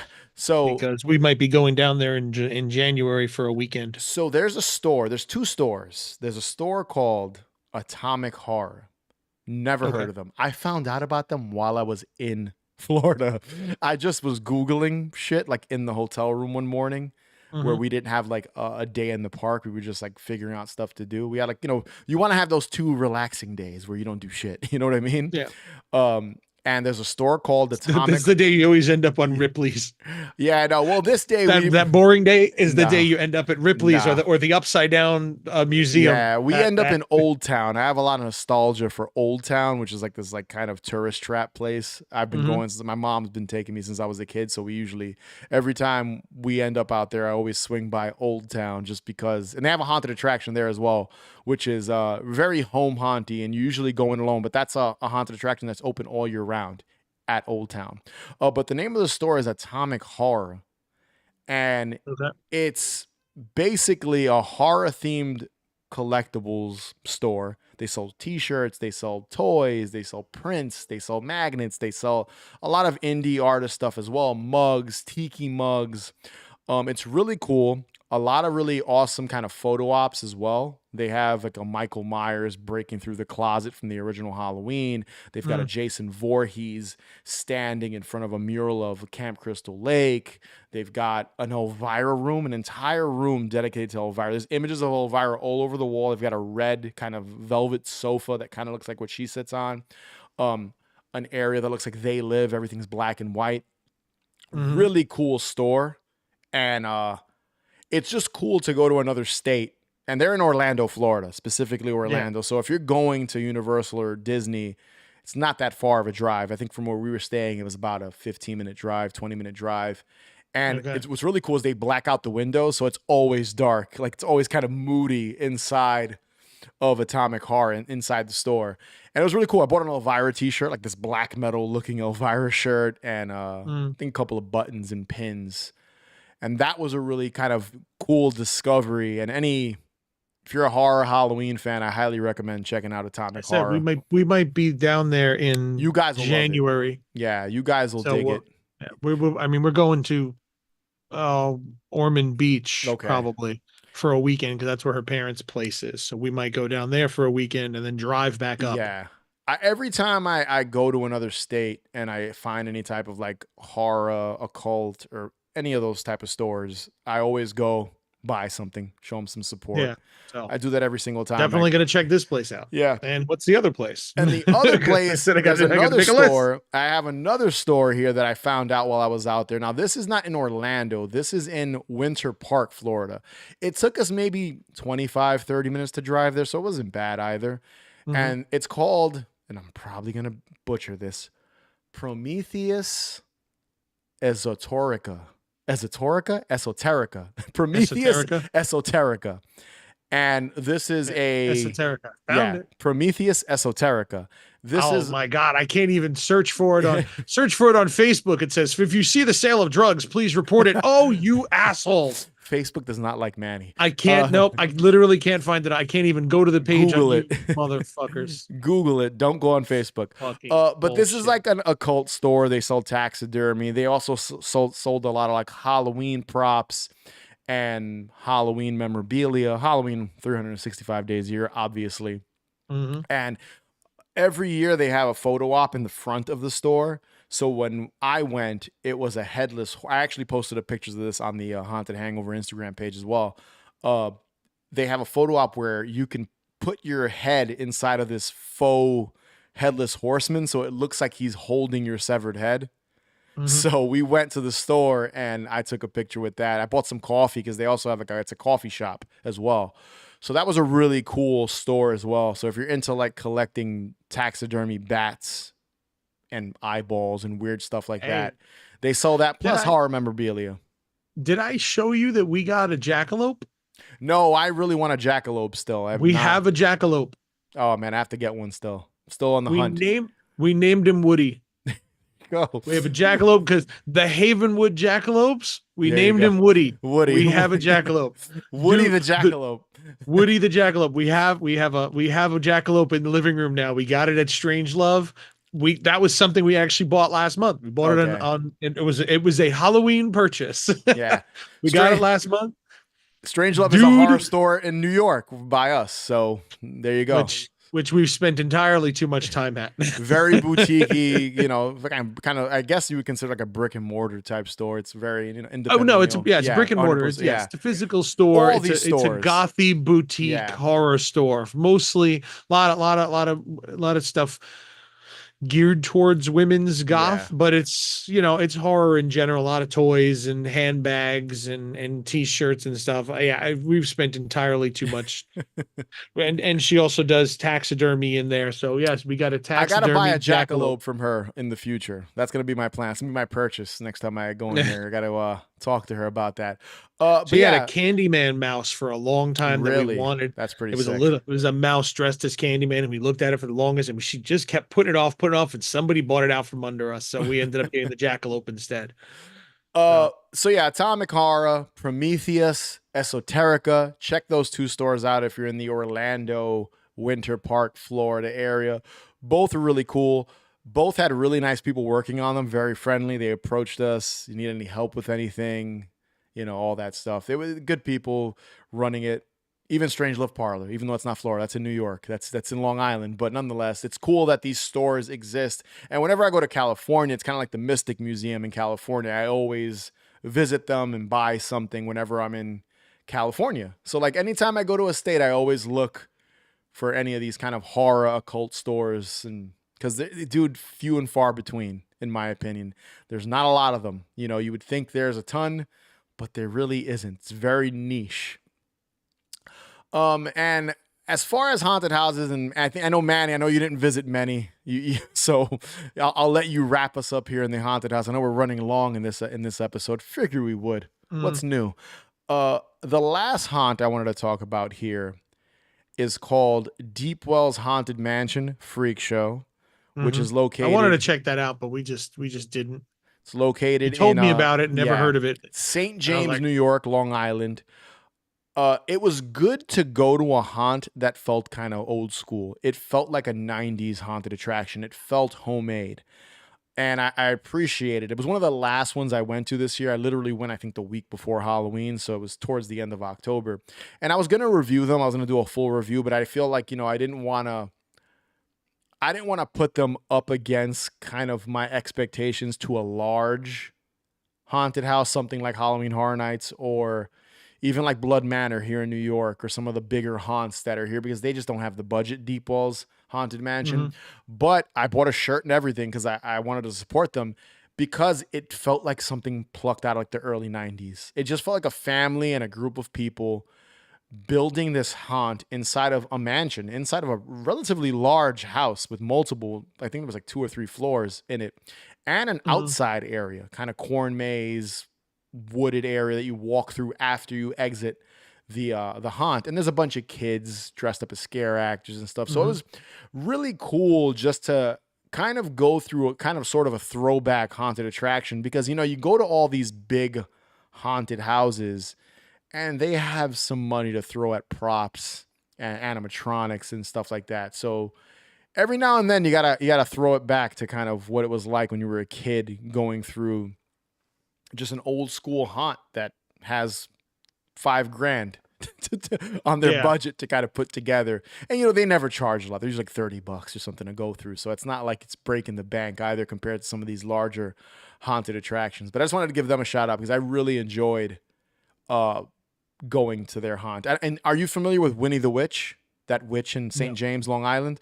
So there's a witch right near her that's been there for, I think, since the 70s. It used to be a pumpkin patch. I've put pictures up of her on the Instagram, the Haunted Hangover Instagram as well. She's been there for years, and she was falling apart, and they renovated her, like a couple or something, renovated and fixed her. If you're in New York, Long Island, go see Winnie the Witch. I believe it's Winnie the Witch. And the Deep Wells Haunted Mansion is literally right near Winnie the Witch. It's right by her. St. James, New York. Oh, I do know what you're talking about. Yes. Yes. I'm looking at it now. Yeah. Looks like it's a big thing made out of paper mache. Yeah. It's awesome. Every time I'm in St. James, I got to swing by Winnie the Witch and say what's up to her. So yeah, Manny, any haunts on your end? I know it was kind of dry this year. We didn't do anything. I said she really had a really busy month at work and she did a lot of overtime. So we just didn't have too much time. We saw a bunch of movies. So it was kind of like, cause that's easy. You can go to a movie, you're just kind of sitting, you're not doing anything, but you're still doing something. So we ended up going to 2 haunts on Halloween Eve. Which usually you gotta be careful with that day. It's usually really busy. Yeah, but you know what? It's funny. No problem whatsoever. It was a Wednesday this year. It was a Wednesday. Yeah. We went to a small one. There was a little bar out there called Mulcahy's. Okay. And they have an event space. So it seems like they have bands and stuff that play. And they turned it into a little haunt. It was like 4 rooms. It wasn't anything special. It was they had a little clown room. They had one clown room, it is, the typical clown room. They had a little, a mirror space, which was cool. We were in and out in like maybe 8 minutes, the whole thing. Yeah. The final room was a big satanic altar and, red room which was really cool. We walked in, like, oh, this is awesome. And then it turned out a friend of ours was actually the actress in the room. Oh, that's awesome. So it was slow enough that we actually stood there because we were like the only people there. There was like another couple that was a few minutes behind us. So we ended up stood there and talked to her for a few minutes in there and just having a casual conversation. Well, I also think we were early. We got there like 8:00. Okay. So I do think it might have been early. The restaurant itself was open. So we went in, we got some food. And by the time we were leaving because while we were sitting there, like, what else are we going to do? We sitting there eating having like we ordered a plate of nachos, we got tickets for Gateway while sitting there. It was like, well, we're like 45 minutes from a half hour, 40 minutes from Gateway. Let's buy tickets for 9:30 or so, something like that. So while sitting in there, it got a little fuller. There were more people, and like when we were sitting in the restaurant, maybe 5 people in the restaurant. By the time we left, it seemed like okay, now it's getting busier. Like maybe they're more like of a late night type of thing. Like there's going to be a big crowd come 11 midnight or so. Yeah. There'll be a crowd of people in there for the haunt and for the open bar and or not open bar, but you know what I mean, for the bar and the restaurant and everything. Because again, it seems like an event space. They had a lot of bands. I sent you that image. That what is it? Clutch, I think, is playing there. Their Clutch is playing there. I kept seeing it Pretty on the cool. thing. I was like, oh man, Louis got to know about this. Clutch is great. I said Clutch is playing there. So there's that. Then we went over to Gateway. We always do Gateway because I think I feel like my opinion might have changed this year, but I'll explain why. You've been to Gateway, I'm sure. So right? here's a funny thing. So real quick, Gateway Haunted Playhouse is a haunt out here in New York, Long Island, and Bellport, New York. So yeah, I believe that's Suffolk, if I remember correct, right? Yes. So that's Suffolk County. So I've been to Gateway Haunted Playhouse once. Okay. And it was during the pandemic. Oof. So we went there too. Yeah, we've been there every year. I only went once, and that year this is when like the drive-through haunt was all the rage because of the pandemic. Okay. So I didn't review them that year because I felt like it was not fair to give them a review because their actual haunt, the actual the part where you walk through was half open. So they could only use half of it because of distance. Yeah. And space like restrictions. That. And yeah. And then the drive-through haunt was a cool concept because you turn your radio on and there's like a story playing out while you're driving. But I thought it felt really empty. Like there really wasn't. I'm assuming they used the parking lot for this kind of drive-through haunted attraction that year. I'm guessing. And I thought it was and their parking lot's pretty small too. It's really not very big. It's just kind of. I think I might be wrong. And I thought it was okay. They have a parking lot. It's pretty much just around the whole thing. Yeah. Okay. So I thought that year I went that the haunted house was. I don't want to use half-ass, but like they obviously couldn't run at full capacity 100%. So I kind of didn't want to review them that year. And then I thought the drive-through haunt was okay. I prefer a haunted hayride than you being in your own car. Yeah. Because it just understandable. It feels like there's a disconnect when you're in your own vehicle, and a lot of haunted houses. Everything feels too familiar for it to actually be creepy. Yeah. I get that. Even a Headless Horseman hayride up in Ulster, New York, upstate New York, was doing the drive-through haunt because they didn't want people to get out of their cars and interact with be close to other people. So that was the big thing. So that was the last time I went to Gateway Haunted Playhouse. It's been I wanted to go this year. So that was the only time you've been there then? Okay. Only time. So I do have to go back and give them a proper review. Yeah. Well, then I'll explain it. We've been there every year since we moved out here. Obviously we didn't go in 2020. We went 21, 22, 23. Now 20. So we've been there a couple of years. Okay. It's one we always try to get to because it's a nice little house. It's a nice size house. I think there's 2 houses inside, but there's not like a real separation, but there is a point where you wait for the next like portion to begin, but it doesn't feel like you're waiting for another house. Okay. There is a line section though. There's indoor and outdoor. So it kind of moves outdoor to like, there's like this little corn maze type area, kind of like, it's very similar to, what's the name of the other one? I always, Dark Side. Dark Side, which is also very good. There is a review of Dark Side on. We usually hit up Dark Side too. But we usually go to Gateway, then we go to Dark Side afterwards. That's usually our yearly. We just didn't feel like going all the way out to Dark Side this year.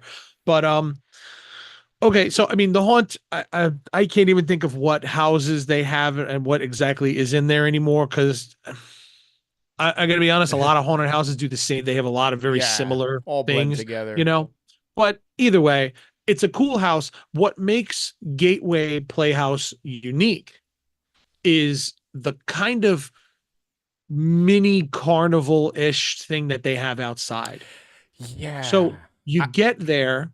And so there's the parking lot. So you went to the parking lot. Okay. Inside here, once you get in, there's this area Um, there is a food truck.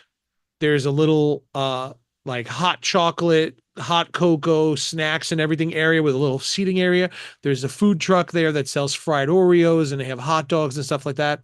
There are a couple of like carnival games that are there to Mm. play. There's a fortune teller that just sits and mocks people and you talk to it and See, everything and you mess with it. when I went, I Um, remember there was like a animatronic that talked to you yes. before you Yep. walk in. Is he still Yep. there? That's the fortune teller. Okay. It was like some Yeah. dude. It was Uh, like a corpse or Yes. something that talks to you. Yeah, yeah. They have characters kind of walking around, but it's like this area. It's like this little It's like a like midway. yeah, kind of yeah, exactly. Bigger It's kind of like bigger a haunts boardwalk have area. them sometimes. Yeah. Yeah, and you kind of just hang out there while you're waiting to go into the haunt. This is what makes this place cool is that you're not standing online for hours. Mm-hmm.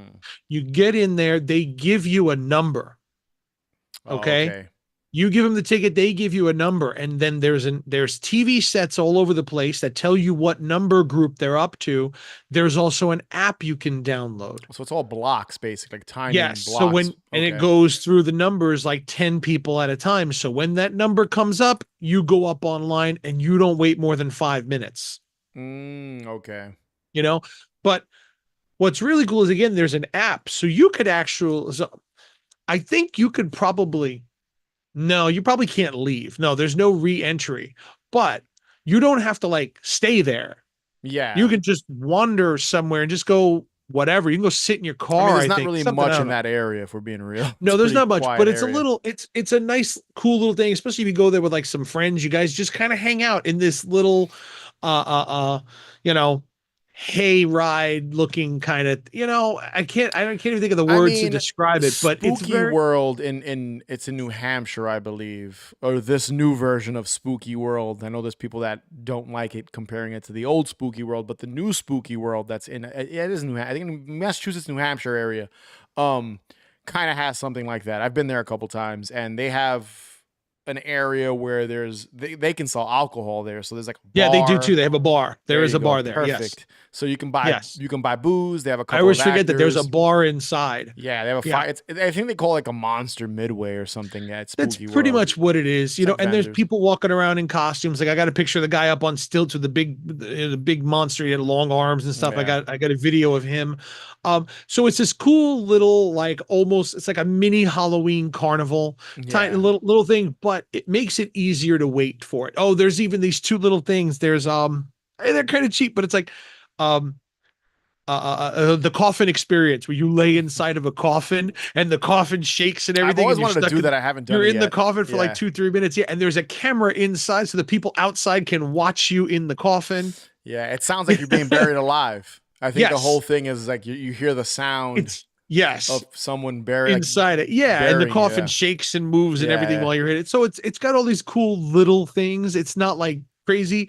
And we always enjoyed that. So that makes it easier to wait for the haunted house because you got something to do and you have some yeah. food and you have drinks and everything. And we always said like, well, this is one of our favorite things to go. I said my opinion might have changed this year a little bit, not because they did anything different, but because they don't do anything different. Oh, it's the same Because shit every year. it is kind of the Yeah. same. So after 3-4 times already, it's like, okay, I'm not so enthralled with this anymore. Like it's cool, but we've done this same thing. It's the same food truck, the same costumes, the same little coffin thing, the same food, the same They've gotta vendor. It's freshen it like, up. Yeah. yeah, got it. Same music. The same You know? Midnight Syndicate album on loop. The same No, spooky- no. It's Rockwell Oh, and okay. Oh, the same. Oh, not like score music. It's not like No, atmospheric music. It's there's a little bit of that, but it's like they play actual music. it's Thriller, Thriller, but it's Rockwell. Oingo Boingo Yeah. and Thriller and Rockwell. Yeah, Yeah, yeah. the like the haunted, the Halloween playlist music. Yeah. They don't freshen it That- up. I mean, that's yeah, and every it's haunt just- event. Honestly, they all play the exactly, same. and that's why I say like it's a cool little thing to do, and we like the house. But when we were really enamored with this little midway area before, now it's kind of like, okay, like we didn't even get the apple cider this year because we just weren't thrilled. Wow. Like she usually goes, she's all excited. We go there. She gets fried Oreos. She gets a hot Yeah. apple cider. I get a pumpkin cannoli. Okay, that sounds Oh man, like phenomenal. a That pumpkin sounds cream canola. fantastic. Yeah, yeah. And they fill it in front of you. Like Oh wow. they fill it. So I might it's have like to they go next year just yeah. for that. Yeah, So they have that. They got a little coffee with a pumpkin yeah, coffee area, hot chocolate area, and all that. And it's like, and it's cool, but just like it needs something more. Like it's the yeah, same thing every year, like something different. The yeah. house is obviously a little refreshed, but even the house has a lot of the same I rooms have to every year. go. I have to It's go and cool. review them. I mean, I It's a like. good house. It's a good house. You'll Yeah, for the house alone, it is a good house. So you're not like I just wish that they would refresh the outdoor a little bit and do something. yeah. You look at it, you can tell how old some of it is. You can look at it like, yep, they've been bringing this stage. This thing has been out here for years. It's the same costumes, the same thing. I don't know what they are during the year. If they are if I they think it's like a recreational place. I don't know yeah, much so about. I think it's like a place where there's a yeah, camp, they summer have a camp. little gift shop with their t-shirts, and they have one of the characters has like a teddy bear, Oh, and they interesting. sell the teddy bear. Oh, that's pretty sick. That's But cool. it's like a Teddy Scares type thing, It's like on brand So with the event, with the yeah, character. so they sell the Teddy Scare thing that they have in there. Sometimes they have a little inflatable of one of the other characters. I forget what it is. So they do brand their own stuff in it, which is really cool.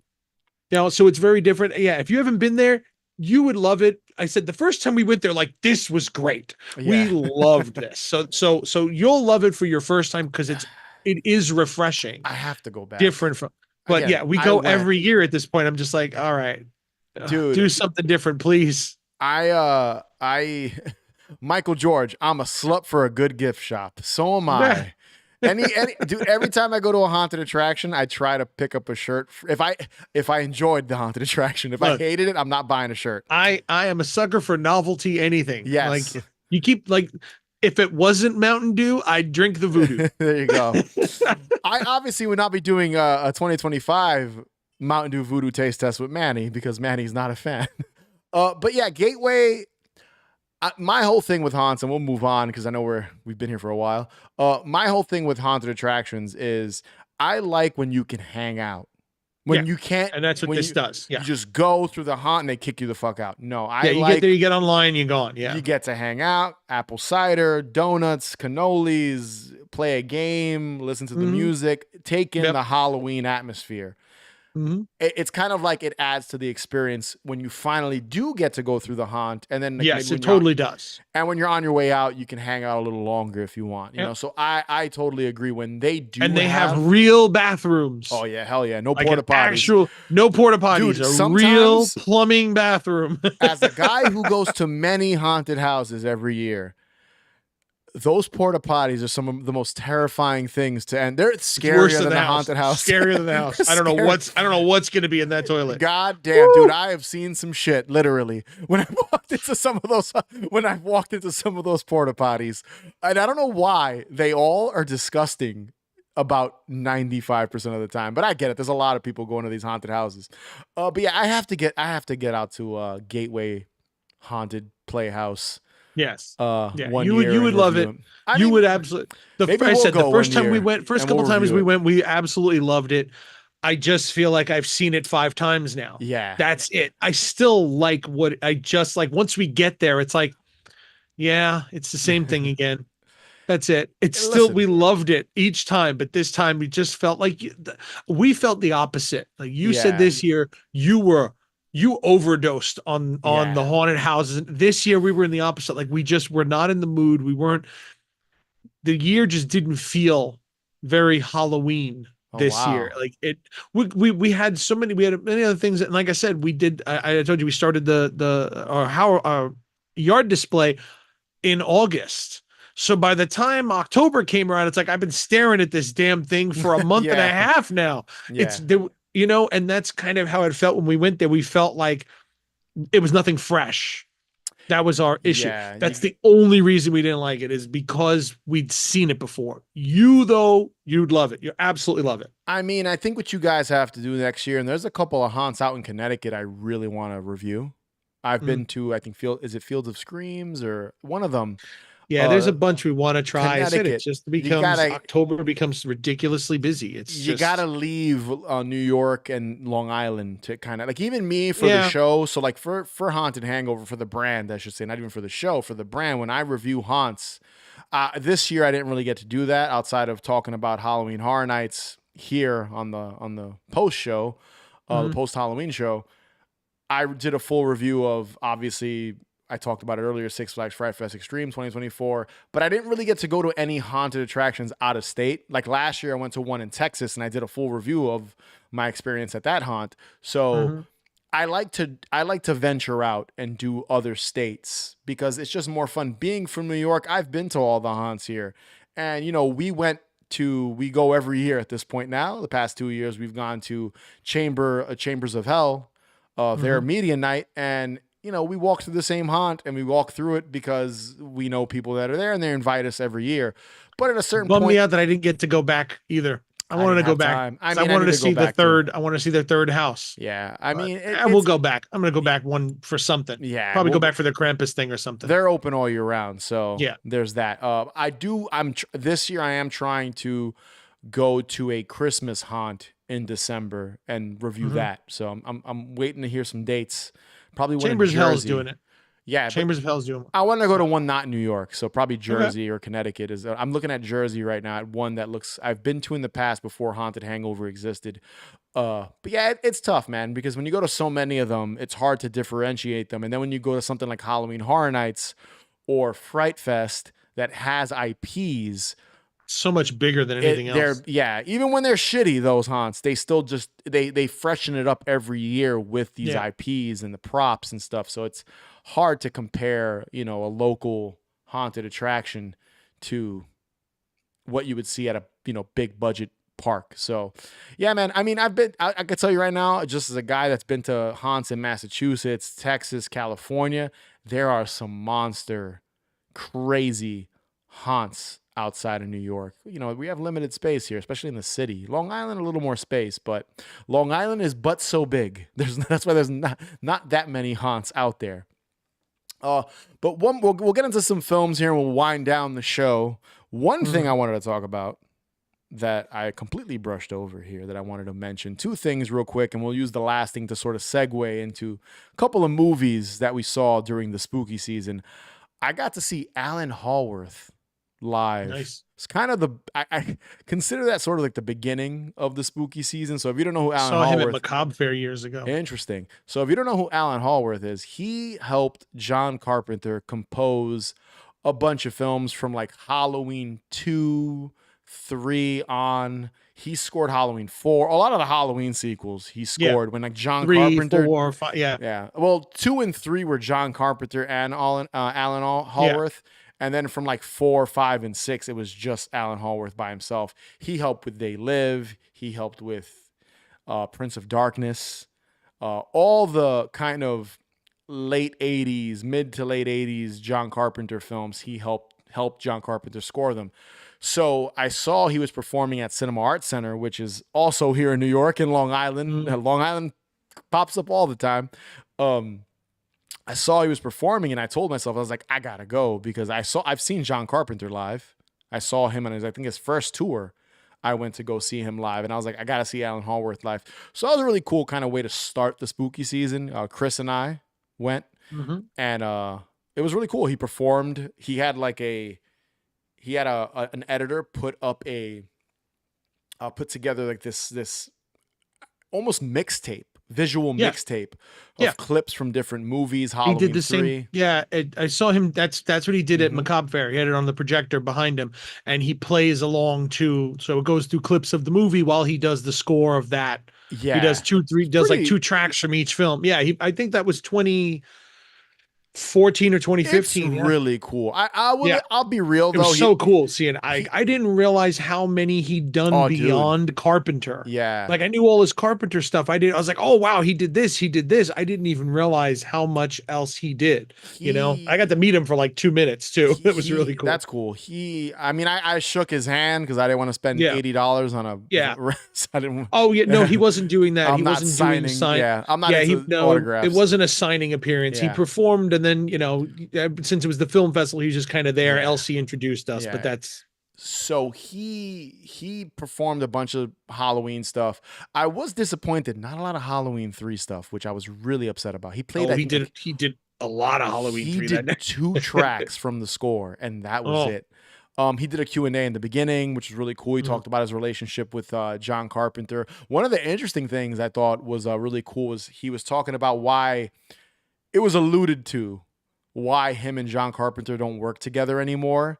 And basically it was he was friends, I believe he it was kind of like an underhanded type deal. He was friends with Adrienne Barbeau.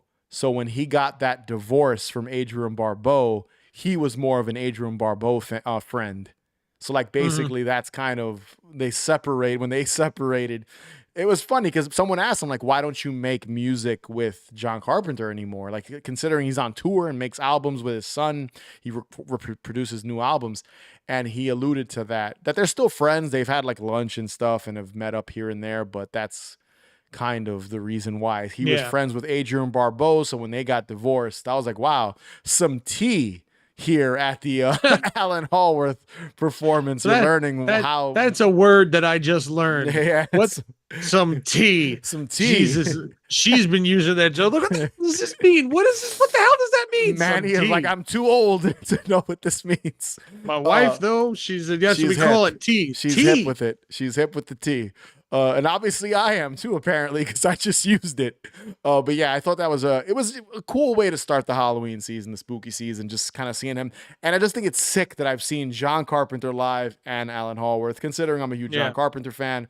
I'm definitely a huge fan of like his first, like, I love early Carpenter, like everything up until like, I love everything until like, I love all his early stuff. I like a lot of his shit, but like, I think the sweet spots up until like, Prince of Darkness, maybe was after Big Trouble in Little China, right? Yeah, that was mid-90s, I think. Yeah, no, it was late 80s, mid Prince to late of Darkness, 80s. really? Yeah, there's like this. There's like that, like when Deborah, what's her name? Halloween, Assault on Precinct 13. Deborah Foreman. No, not Foreman. Not Deborah Foreman. Deborah Hill.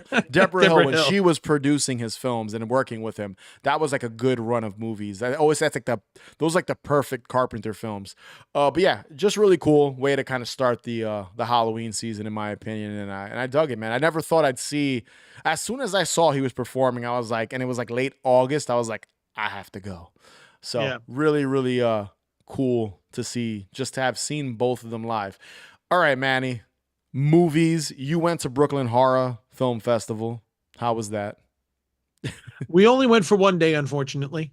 Oh, really? Because it was another busy week. I was at Grindhouse Film Festival on Thursday, and then Friday we went to Brooklyn Horror, and then Saturday we were at Scared for Your Life, which I was also at that one. I didn't talk 3 about festivals in a row.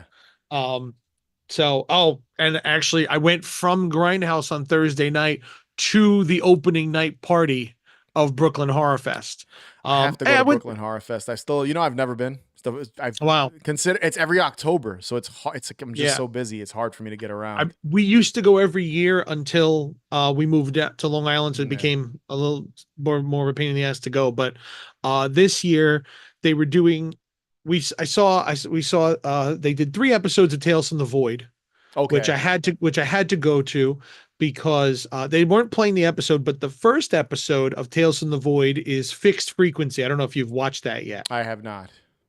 First show is really good. It's an anthology show. Yeah, I haven't watched any of it. So okay, well, it's an anthology show based on the No Sleep. Yeah, I know about it. I just haven't. I have to give it a watch. So first episode is Fixed. I think it's the first episode. It's called Fixed Frequency. I unfortunately haven't watched it yet, but that is an original story by Manon Lizette, who wrote Matryoshka with me. Oh, okay, that's cool. Which is one of your short films for the listeners that don't know. Yeah, it's in the Channel X anthology. Yeah, because originally years ago, Channel X was going to be our proof of concept because we wanted to do a No Sleep TV series, which is why we started working with a lot of the No Sleep writers and all the people from the show. But these guys actually did it, and they played 3 of the episodes. Two of them were done by the Adams family, Toby Poser Oh, and okay. I forget his John Adams, is it? I'm not I sure. forget. I met Toby. I didn't get to meet Mr. Adams very long. So they were there, and two of the other episodes that they did, um, which was really cool. The Adams Family episode is actually written by C.K. Walker, who everyone knows now as Rebecca Klingel, who co-wrote A Haunting of Hill House Oh, cool. series. Yeah, she wrote episode 6, I believe, Okay. of that. Cool. So she works with Mike Flanagan fairly. So That's this is awesome. her old story. I think it was the Dollhouse. I think it was called something like that. Then that's the episode the Addams Family directed. I think Toby Poser did most of that, but either way. So we saw that. We went to that. Joe Bagos had a new film, which Jimmy and Stiggs, Yeah, insane. He it's like a shot. drug. I read about it. Wow, It's like a drug wow. infused. It's like about taking drugs, right, and going crazier. Like, Sort of. Yeah. yeah. He shot it during the pandemic, so he stars in it, and it's Okay. him and Matt Mercer. Matt Okay. Mercer, who I did not even recognize. Matt Mercer, I met him years ago, hung out with him years and years, like, and this dude is literally sitting in front of me, and I don't recognize him because of the beard and the glasses he had Okay. on. I had At the end of the night, I went up to him, was like, "Oh my God, dude, is that you?" I had no idea that was him. Um, Mm. yeah, like seriously, he's sitting there talking to Heather all night long, and I did not realize it was him. Watched the Q&A, watched the whole movie. The very surreal Yeah, moment. I gotta watch that Um, one when they finally put it up on something.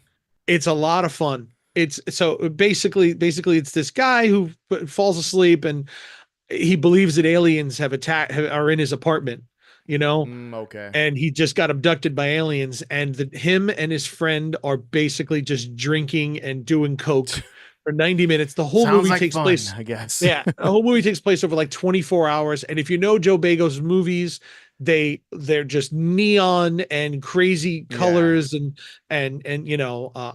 splatter paint on everything. The amount of blood and creatures and everything that's in this, it's just these two guys fighting off an alien invasion in their apartment while they're just stoned and coked out of their heads That's for 24 hours. amazing. It's absolutely insane.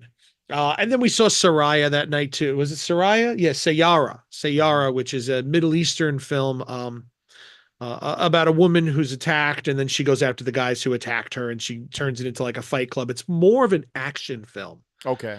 It takes off of is it Death Wish with the Fight Club, right?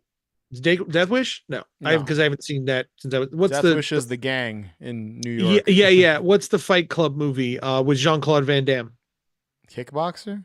Kickbox. No, Yeah, yeah, no, is it yeah, where they're all kickboxer fighting. or blood sport? Blood sport. Oh yeah. Blood sport. So- That's it. It takes from that. The guy wanted to okay. make an action film, and he turned it into like Like a an blood action sport. horror. Yeah, that sounds Yeah, cool. yeah. She basically gets all the guys in a room, and the guys that all attacked her, killed her sister. Rather, they attacked and killed her sister, and she goes to revenge. She ties them all up and fights them one at a time. Okay. You know, Sounds so good. I'd yeah, watch it. the guy took a lot of inspiration from like American fight films like that, you know. And it was a cool film. It was cool. So we got to see that. And that was unfortunately all I saw. I missed it. Izzy Lee, a friend of ours, she had her world premiere there. Her movie played that Saturday, but we were at Scared for Your Life. Oh, okay. So unfortunately, yeah, I It's tough, couldn't man. see that. That's why I've never been. It's like literally like late October, mid to late October. They do it Yeah. every year, and it's like that's such a hard time for me. I do want to try to go at least one night with you guys, maybe Yeah. next year or something if you go. Because I want to at least go just to watch one of the movies or one Yeah. or two of the films. It was cool. And It's they do cool. it I every always like it. It's cool that they do it every Halloween. Like every Halloween Yes. season they do it. So Yeah. I know you try to go every year. So We try to, and it's in Nighthawk every year too. And yeah, then which is they easy always to have get to drinks for and me. stuff for it. Yeah. Yeah. It's not a big festival. Like it's big, but it's It not used to be. huge. It used to be a lot bigger. Yeah. They used to have like 3, 4 venues. Yeah, I They were in the remember. IFC Center. They were in Nighthawk. They were in. Oh my God, the dog's back. What? He's back. So yeah, they used to have more when they had. Come on up. Let's do it. Do it. Get up here. Yeah, there you go. Look, now dude's live on YouTube.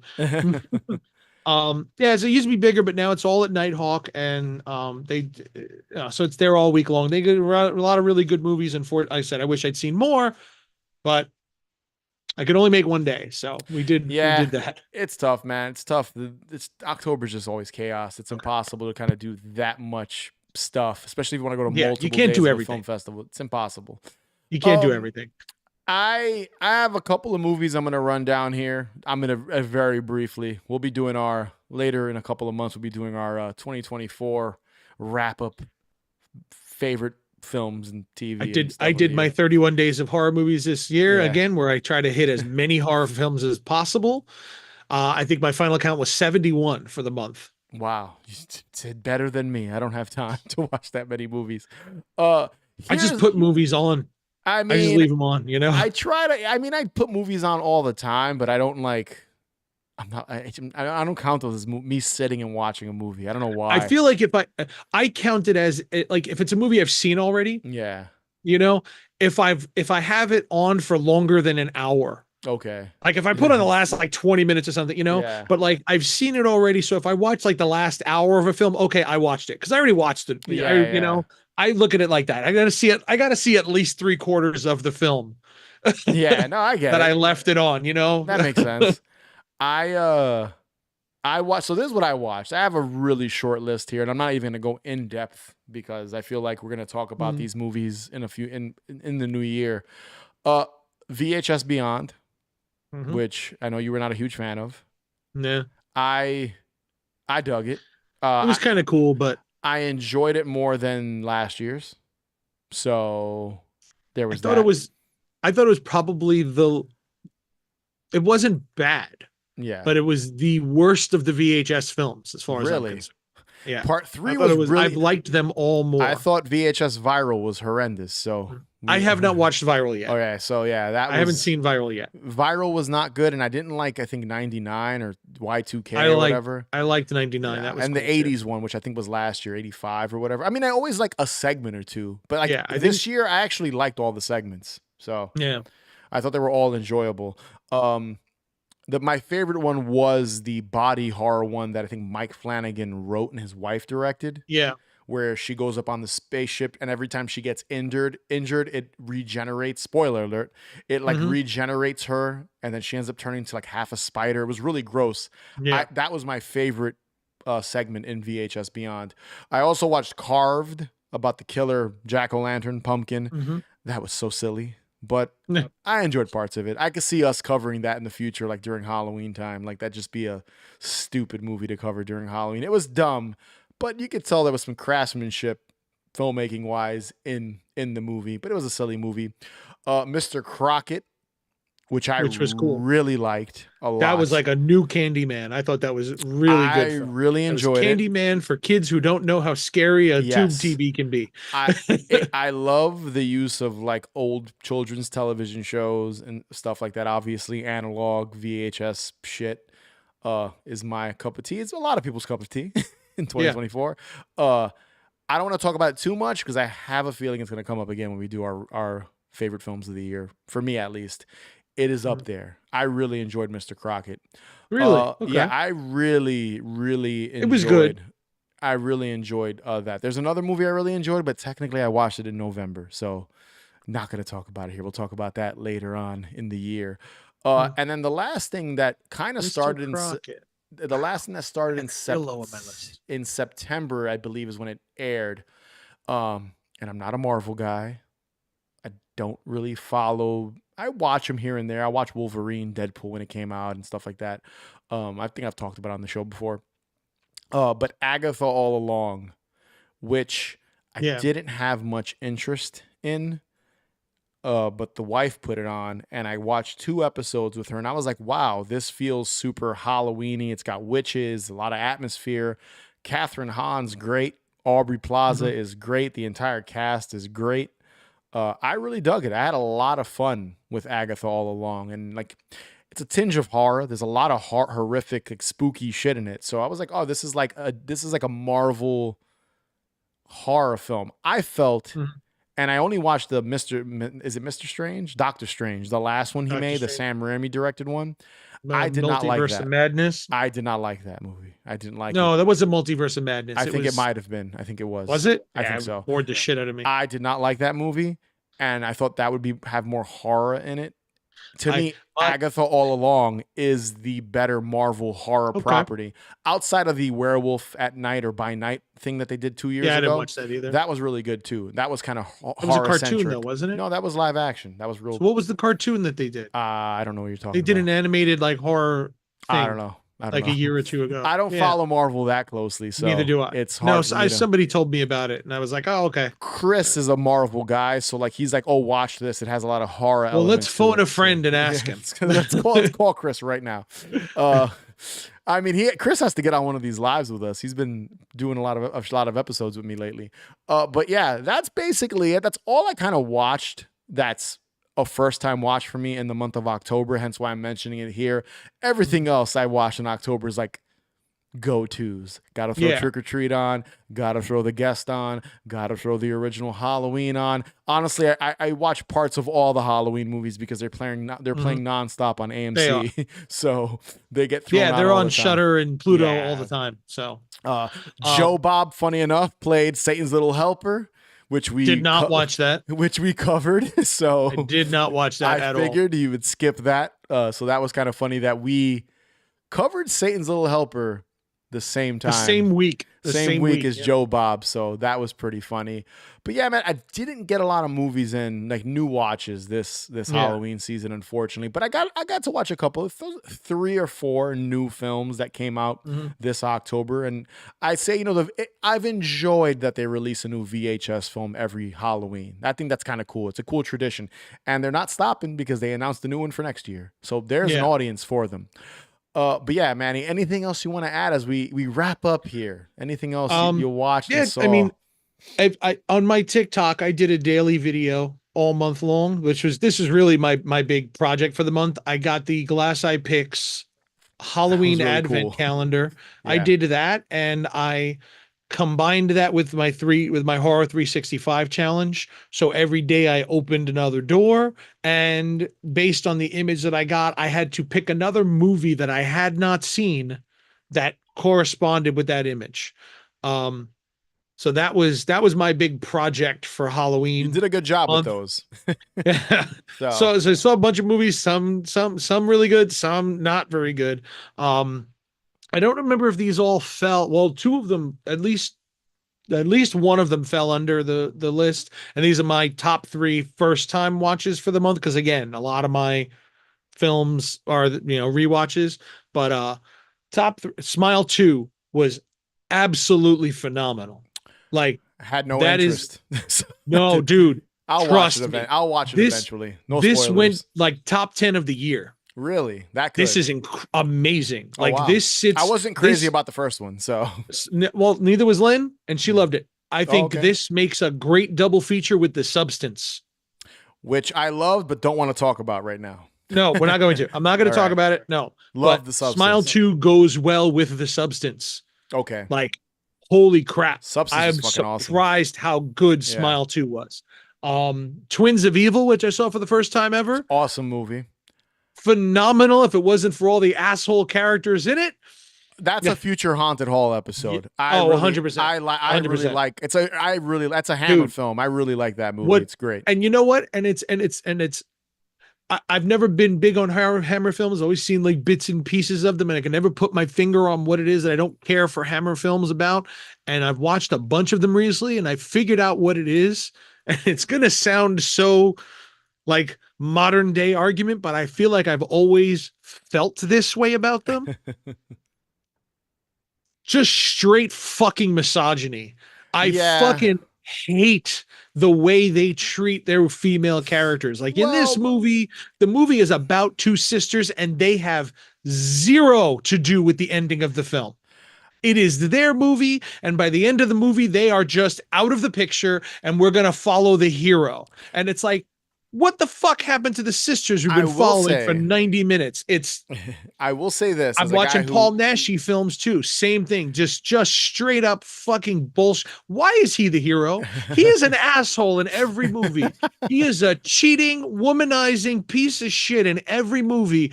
And somehow he's the hero. I'll say this though. Ingrid Pitt movies, she's usually on top.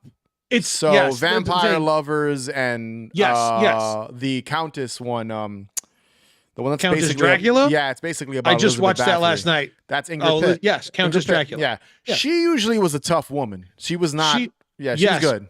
But So, even that, in the end, there's a guy that has to save them. There's always a man that comes to the rescue in the end. And all the Universal monster movies are the same way. I've never and I've never cared. But see, the difference is though. But there's a difference though with Universal monsters.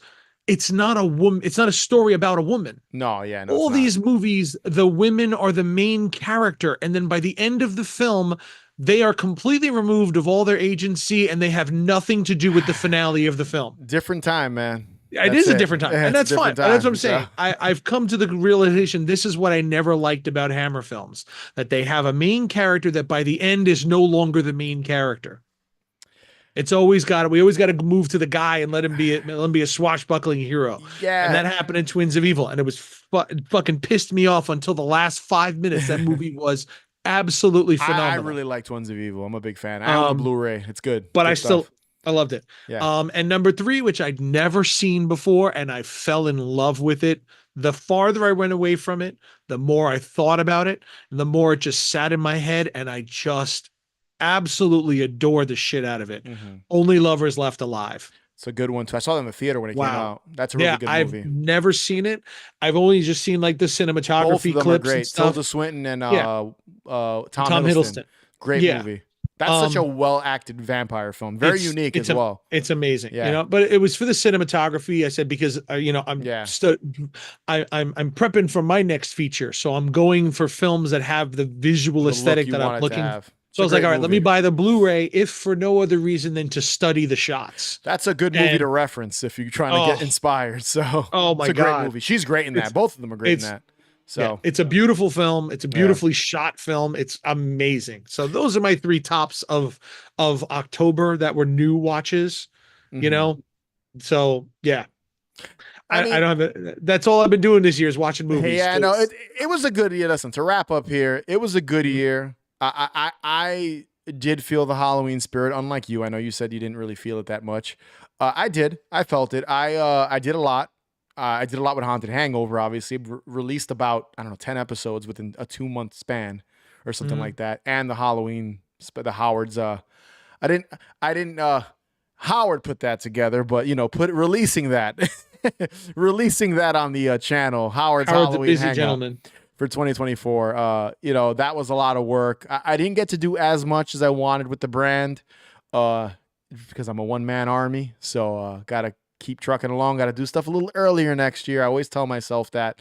But overall, it was a good year. 2024 was filled with a lot of junk food, which Grimy and I tried all of them in some episodes. A lot of haunts. Went to Halloween Horror Nights. Did a lot of stuff, man. It was a good year for me. Outside of Halloween Day kind of being a little lackluster with just the vibes feeling a little off with trick-or-treating and just the night, the rest of the month leading to Halloween was fantastic. And cool. Can't wait for next year. Next year it's on a Friday. So I'm expecting a Halloween party somewhere. More everything. Yes, I'm expecting a Halloween party. I was supposed to go to a Halloween party this year. Friend of the show, Johnny Louvers, was going to have a Halloween party, but he had some stuff going on, so he had to cancel it, unfortunately. But he always has a great Halloween party. Maybe next year he'll have another one, and we'll go. But yeah, this was a very long episode. Thank you, everyone, for listening. Real quick, Busta Rhymes, you've been very quiet tonight. Do you think this was a long episode of Haunted Hangover Live? Yeah, I agree. Motherfucker. Thank you, Busta Rhymes. Busta Rhymes just felt a little left out. Such an articulate gentleman. He's such a motherfucker. He has to throw that in there, Yep. So that's just how he is, right, Busta? Welcome to Haunted Hangover. Motherfucker. We're ending the show, Busta. The show's ending, not beginning. Why are you saying that at the end? So articulate. So articulate, Busta Rhymes. Thank you for making an appearance. But yes, be sure to subscribe. Follow us on Instagram, Twitter, TikTok at Haunted Hangover. Head over to hauntedhangover.com where you can find links to everything, including the Patreon page, where you can gain early access to episode, bonus content, and so much more. Rate and review us. It'd be greatly appreciated. Yeah. And as always, remember, the best cure for a hangover is not Monster. More booze. Mountain Dew Voodoo 2025.